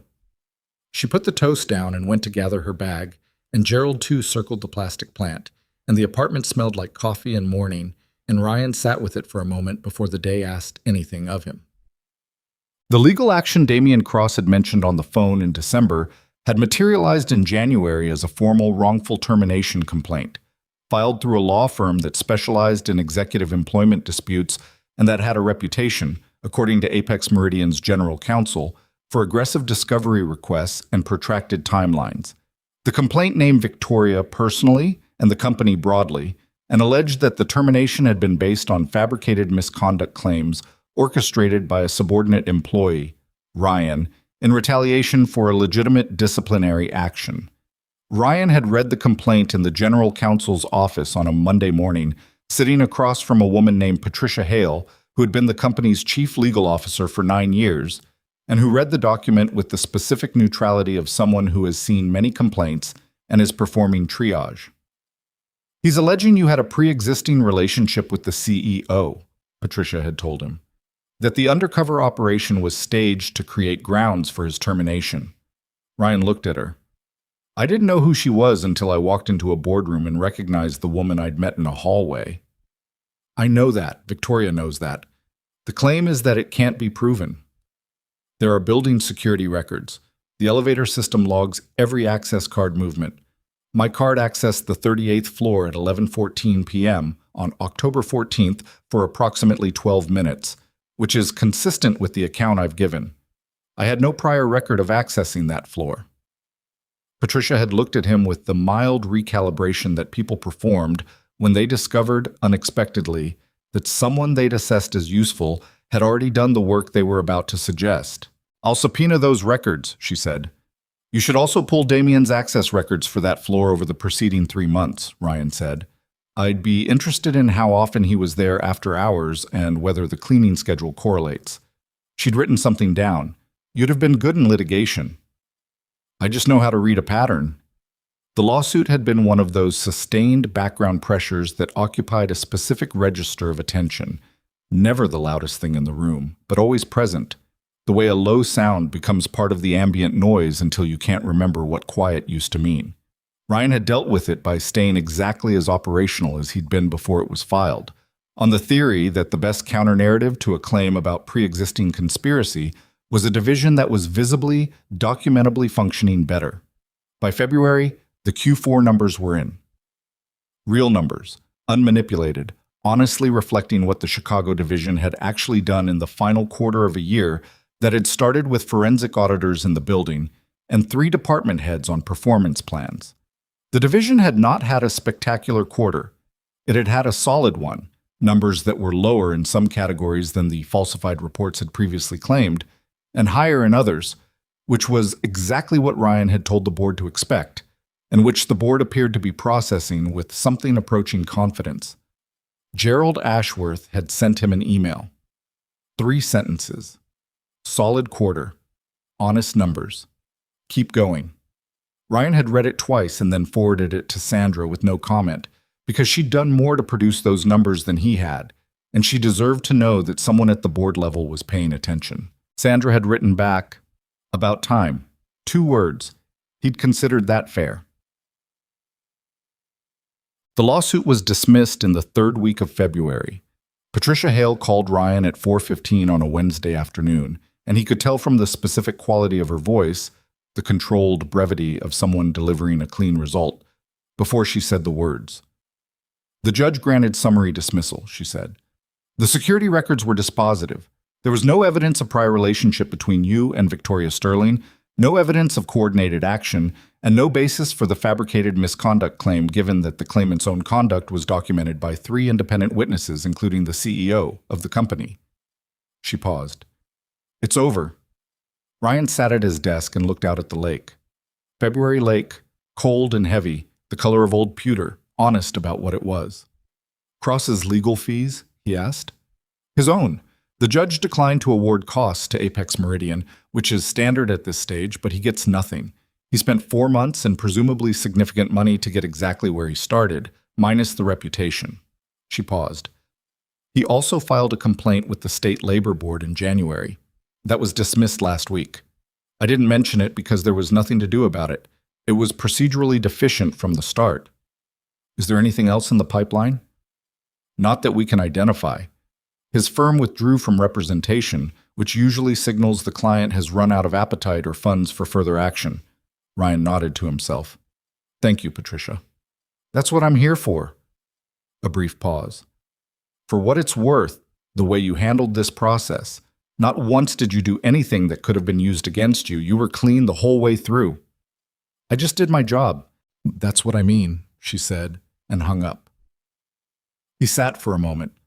He thought about Damien Cross in whatever space he was occupying now, not with satisfaction, exactly, and not with sympathy either, but with the specific clarity that comes when you understand how a person ended up where they are. Damien had spent 20 years accumulating power through the threat of consequences, and when the threat stopped working, he had nothing else. The arrogance hadn't been incidental to his character. It had been structural. Take it away, and there was no load-bearing wall underneath. Ryan didn't enjoy that understanding, but he thought it was important to sit with it rather than replace it with something simpler. Simple feelings about complicated situations were usually just comfort dressed as clarity. He called Victoria. She picked up on the second ring. Patricia told me, she said. I figured. How do you feel? He thought about it honestly. Relieved, he said, and a little tired in the way you get tired when something that's been sitting in the background finally stops. Yes, she said. That's exactly it. A pause. Dinner. Tonight, if you can. Not a meeting. Dinner. There's a place on the river I've been meaning to try, and I keep canceling the reservation because something comes up. He registered the distinction she'd made, not a meeting, and turned it over for a second. They'd had dinner twice before, both times in the context of working through something specific. The forensic audit findings once, the Q3 restatement once. This was different. She was flagging the difference deliberately because Victoria did very few things without intention. Emma has a school thing until 7, he said. 8 o'clock. Okay. Ryan. Her voice changed register slightly, the way it did when she was being precise about something. I'm aware this is... I want to be straightforward about the fact that this is outside our professional context. If that's uncomfortable, say so. He looked at the lake. It's not uncomfortable, then, he said. A pause. Good. Back to the normal register. 8 o'clock. I'll have Diane send you the address. He hung up and sat at his desk and thought about the photograph on her credenza, turned away from the room, toward the wall, near enough to be present but not demanding to be looked at. He thought about a river stone used as a paperweight and a chipped coffee mug, and the way she'd said, I keep canceling the reservation because something comes up, which was a thing most people would say, and which, coming from her, meant she'd been thinking about it long enough to have canceled it more than once. He thought about a hallway on the 38th floor 4 months ago, and how many things had to go differently for the next 4 months to have been anything other than what they'd been. He went back to work. He had a procurement review in 20 minutes and a call with the divisional counsel at 5, and the day still had several hours left in it, and the lake was going to be there regardless. Dinner was not remarkable in the ways that matter for the record, and entirely remarkable in the ways that don't. The restaurant was a small Italian place 3 blocks off the river, not the kind with a view, just the kind with good food and enough ambient noise that a conversation could be private without being hushed. Victoria was already there when he arrived, which surprised him. He'd assumed she'd be late, because she was the kind of person whose schedule ran against her even when she managed it carefully. But she was there, in a corner booth, in dark clothes with her hair loose in a way he'd never seen it at work, looking at the menu with the focused attention she brought to everything. She looked up when he sat down. You're on time, she said. I'm always on time. I know. I've noticed. She set the menu down. I'm almost always late. I know. I've noticed. She looked at him with that almost smile. We should order wine. I don't drink much, but tonight feels like it warrants something. They ordered wine and food and spent the first 20 minutes talking about things adjacent to work. The board's posture going into Q1, a hiring decision Ryan had pending, a logistics technology platform Sandra had flagged as worth evaluating. It was comfortable, which was what he'd expected, because they'd always been comfortable in that register. What surprised him was how easily it shifted. Not at a defined moment, but gradually, The way a conversation that's been running along the surface finds a different depth without anyone deciding to go there. She talked about her father. Not the photograph on the credenza, but the person. A man who had run a small transportation company in downstate Illinois, and who had worked 18-hour days for 20 years and had never quite gotten the business to the scale he believed it could reach. He had died of a heart attack at 61, 2 years before Apex Meridian had its first significant growth year, and Victoria had spent a long time afterward carrying the specific, unresolvable grief of someone who has achieved the thing and cannot share it with the person it was partly built for. He would have hated the board meetings, she said. He had no patience for that kind of process. He wanted to talk to the people who actually did the work. Ryan thought about that. He sounds like someone who would have gotten off the elevator. She looked at him. Something in her expression shifted, not visibly, just in the quality of the attention behind it. Yes, she said. He would have. They sat with that for a moment. Around them, the restaurant did what restaurants do. The particular sound of other people's evenings running parallel, glasses and conversation, and the occasional laugh from somewhere across the room. "Can I ask you something?" Ryan said. "Yes." "The night in the hallway, when you gave the $40 back in the rain outside the building, you'd already made the decision at that point." She didn't answer immediately. She turned her wine glass slowly, the same small habit as the coffee mug. "I'd made a decision," she said carefully. "I wasn't certain it was the right one yet." "What made you certain?" "You took the money," she said. He waited. A different person, in that situation, would have refused it out of pride. The same $40 that you'd given me, coming back, a lot of people would have made that about their ego. You took it because you needed it, and refusing it wouldn't have made your situation better. She paused.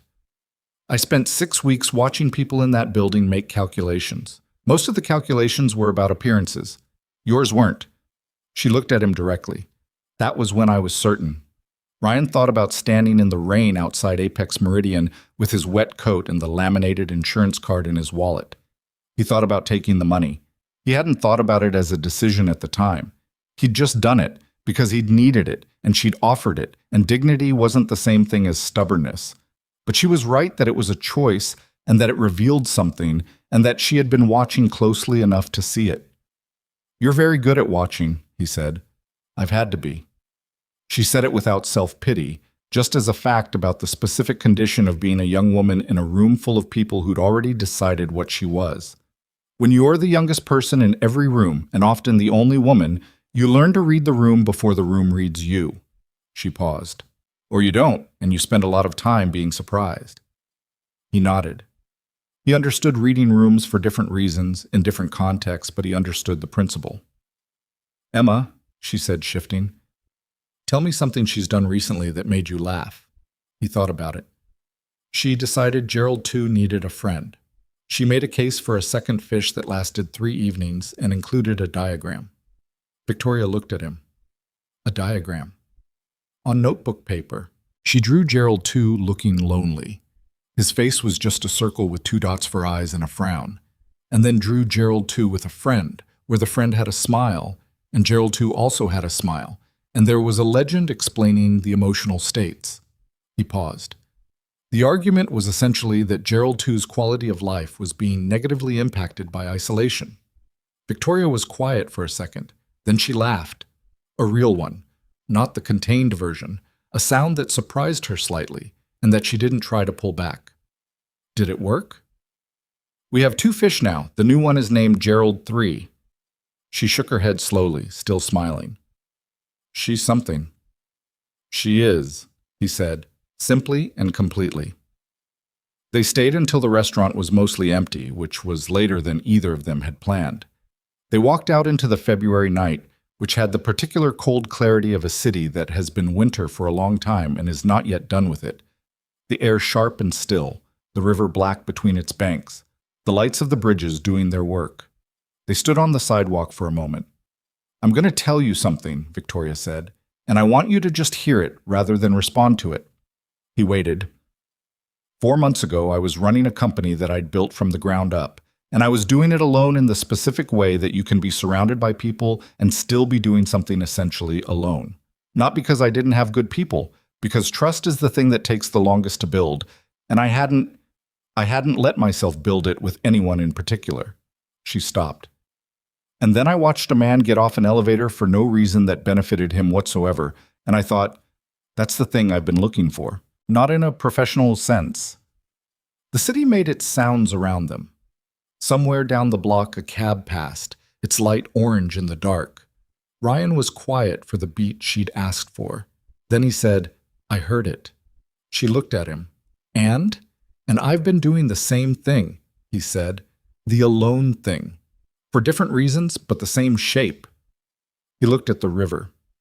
Emma keeps asking why I don't have friends over. I've been telling her I've been busy. Are you busy? I've been careful, he said, which I told myself was the same thing. She nodded slowly. I know that distinction. They stood there a moment longer, and then the February cold made the decision for them the way cold makes decisions.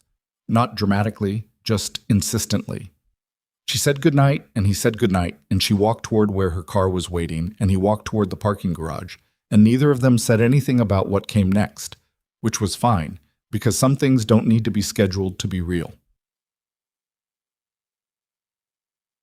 Spring came the way Chicago spring comes, reluctantly, in fits, the temperature rising for 3 days and then dropping back, as though the city needed to reconsider. But it came.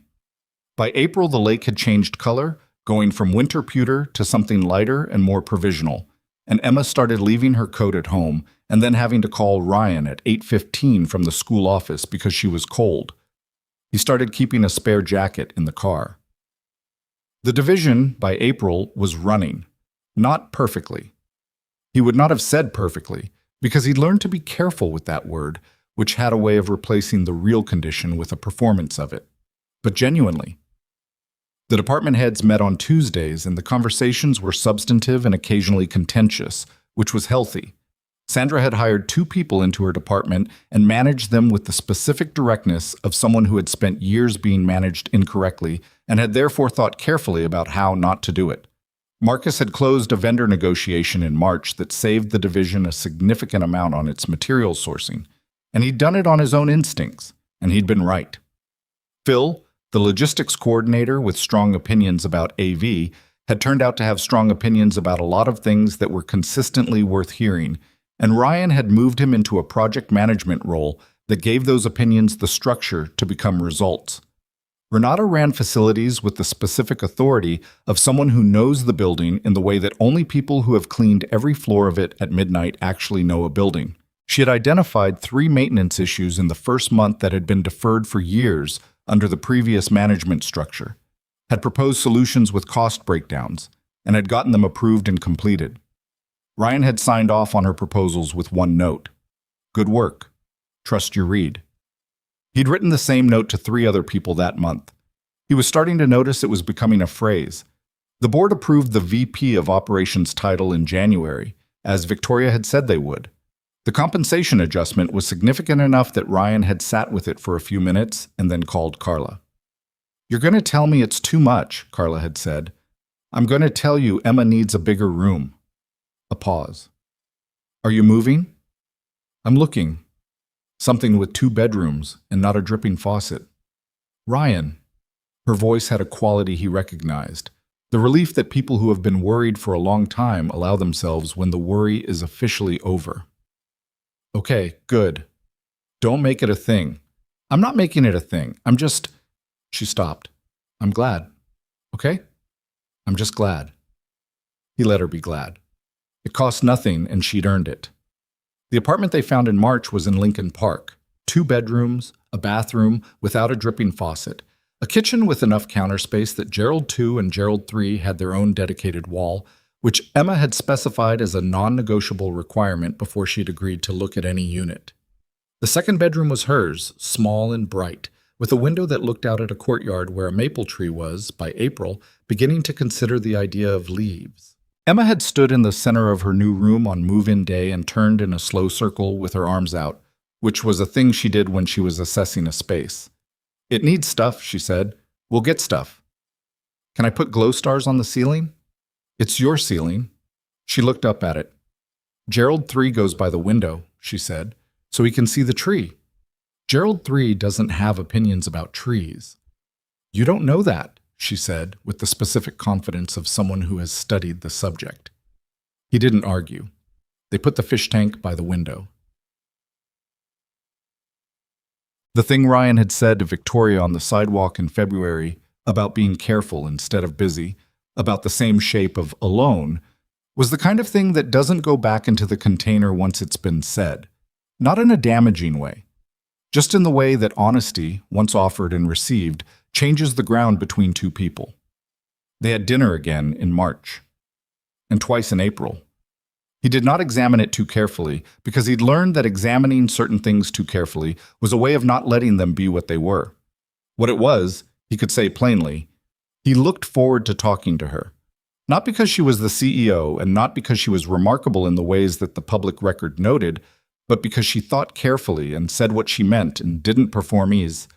She was exactly as comfortable or uncomfortable as the situation warranted, and she didn't sand the edges off either one.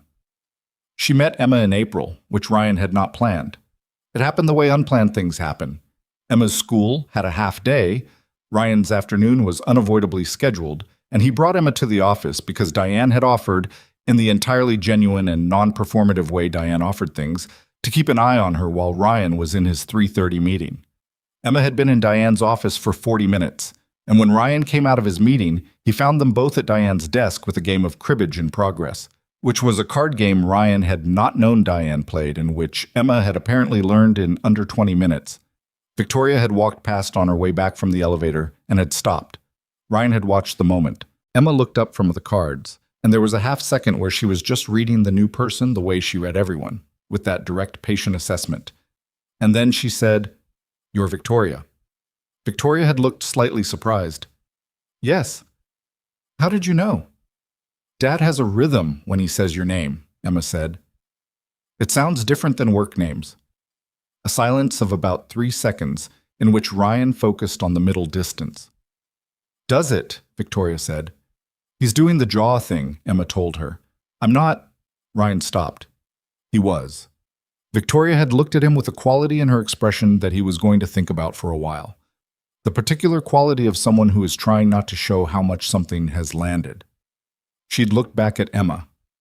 "I've heard a lot about you," she said. Emma considered her. "He told me you came to his office when you were pretending to be someone else." "I was working.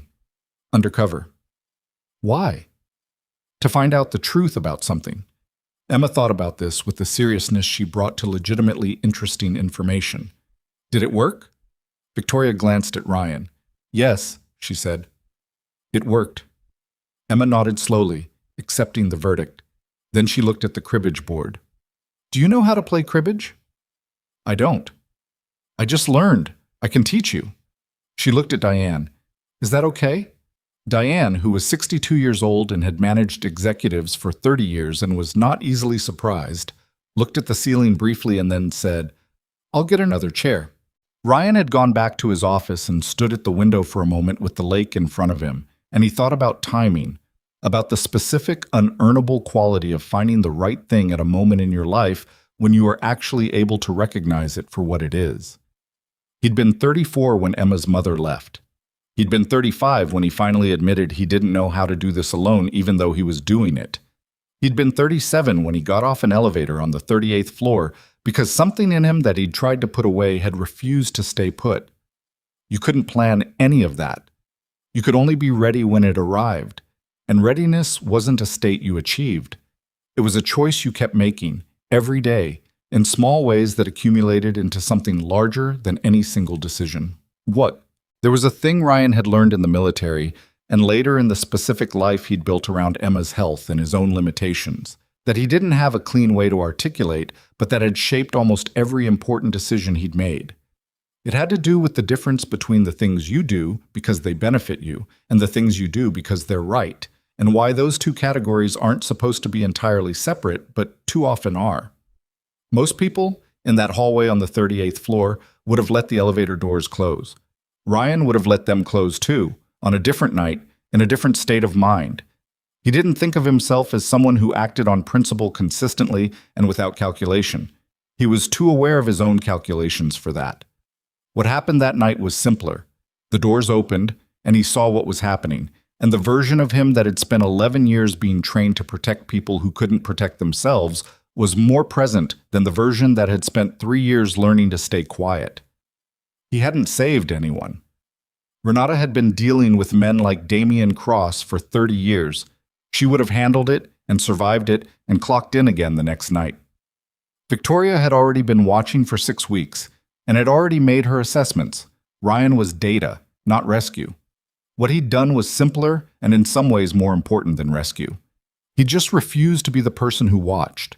He'd refused to perform the collective silence that gave people like Damian Cross their oxygen. He thought about that sometimes, on the mornings he drove Emma to school and stood in the drop-off line and watched her walk through the double doors with her bag listing to the left. He thought about what it cost, in different contexts, to refuse to perform the silence. In the hallway, it had cost him his job. In most situations, it cost considerably less, a small friction, a moment of discomfort, the mild social penalty of being the person in the room who said the thing. People didn't act because the cost seemed too high. Most of the time, the actual cost was much lower than the anticipated cost, and the gap between those two numbers was where a lot of preventable harm lived. He wasn't sure what to do with that understanding, except to try to remember it consistently, and to build a division where the structures made it easier rather than harder to say the thing, where the cost of honesty was lower than the cost of silence. That was the work. It was not glamorous work, and it was not finished work. It was the kind of work that had to be recommitted to every morning, because institutions didn't maintain themselves, and culture was not a thing you set and walked away from. He understood that. He was fine with that. He had a 7-year-old who burned toast on purpose and named fish with a filing system and argued about shark taxonomy with her classmates, and was, by all available evidence, becoming a person with very strong opinions and the specific courage to hold them. Whatever he was building at work, that was the one he was most committed to getting right. On a Thursday evening in early May, Ryan stayed late, not because anything was urgent, just because the evening was quiet in the particular way he still preferred. The building had mostly emptied. The 42nd floor, where he'd once sat at 11 p.m. squinting at spreadsheets, was dark above him. His office had the last light of a spring evening coming through the lake window. He had his desk drawer open. The two $20 bills were in there, folded small, worn at the creases from being folded and unfolded. He'd put them in the drawer on his first day and hadn't moved them. They sat among a few other objects that had accumulated over the months. A cribbage card Emma had left during her visit to the office, a pen Sandra had loaned him, and that he'd kept by accident and she'd waved off when he tried to return it, a printed copy of Gerald Ashworth's 3-sentence email. He picked up the two 20s and held them for a moment. He thought about what they'd meant at each stage they'd passed through. Money he'd given without expecting return, money given back as a gesture he hadn't fully understood, money he'd taken in the rain because he'd needed it. And ego wasn't the same as dignity, money that had sat on a boardroom table as evidence of something true, money in a drawer as a reminder. He thought about what it meant that a single ordinary decision on an ordinary late night had rerouted everything. Not because it was miraculous, it wasn't miraculous, it was just the product of a set of choices meeting a set of circumstances at the right angle. But because it was a reminder of something that was easy to forget when you were being careful, when you were managing the margin, when you were keeping your head down and protecting the things that needed protecting. The moments that change your life don't announce themselves as that. They just arrive as situations, usually inconvenient, usually asking something from you that you weren't planning to give, and you either answer them or you don't. He'd answered one. He'd gotten lucky in what followed. He knew that, and he didn't minimize it. Victoria had been there. The situation had resolved in a direction it didn't have to resolve in. A different night, a different executive, a different CEO, and the same choice might have cost him much more and returned much less. But the choice would have still been the right one. He put the two 20s back in the drawer and closed it. He was going to keep them, not as a monument to the moment. He was constitutionally unsuited to monuments, but as what they actually were. An ordinary amount of money that had done an amount of work far in excess of its monetary value, which was true of certain things in this world and worth remembering. His phone buzzed. Emma, from Carla's phone. She was spending the evening with her aunt, who'd driven up from Phoenix for a long weekend and who was currently, according to Emma's last message, losing at gin rummy. Aunt Carla says your job sounds good now. He typed back. It is. She also says you should get a plant for the new apartment. What kind? A pause while she consulted. She says something you can't kill by accident. I said you already have fish. He smiled at his phone. Tell Aunt Carla I'll think about the plant. That means no. It means I'll think about it. He put his phone in his pocket and picked up his jacket and turned off the office light. The lake was still out there, going about its ancient, indifferent business, absorbing the last of the evening light, moving in the way deep water moves, which looks like stillness from a distance and is anything but. He stood at the window for a moment, coat over his arm, looking at it. He had not set out to become the person he was now occupying. He'd set out to keep his daughter safe and his job stable and his life manageable, and those were not small ambitions. They were the right size for what he'd had available. But the world had a way of expanding what was possible when you refused to participate in its smaller versions of itself. He turned off the light and took the elevator down. Outside, Chicago in May was making its argument for itself. The air with that particular quality of a city warming up.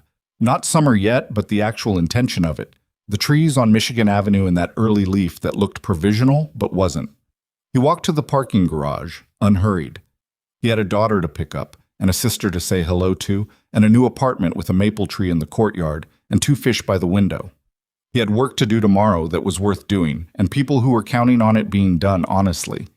He had, sitting in a drawer on the 22nd floor, 2 folded 20s that would probably stay there as long as he did.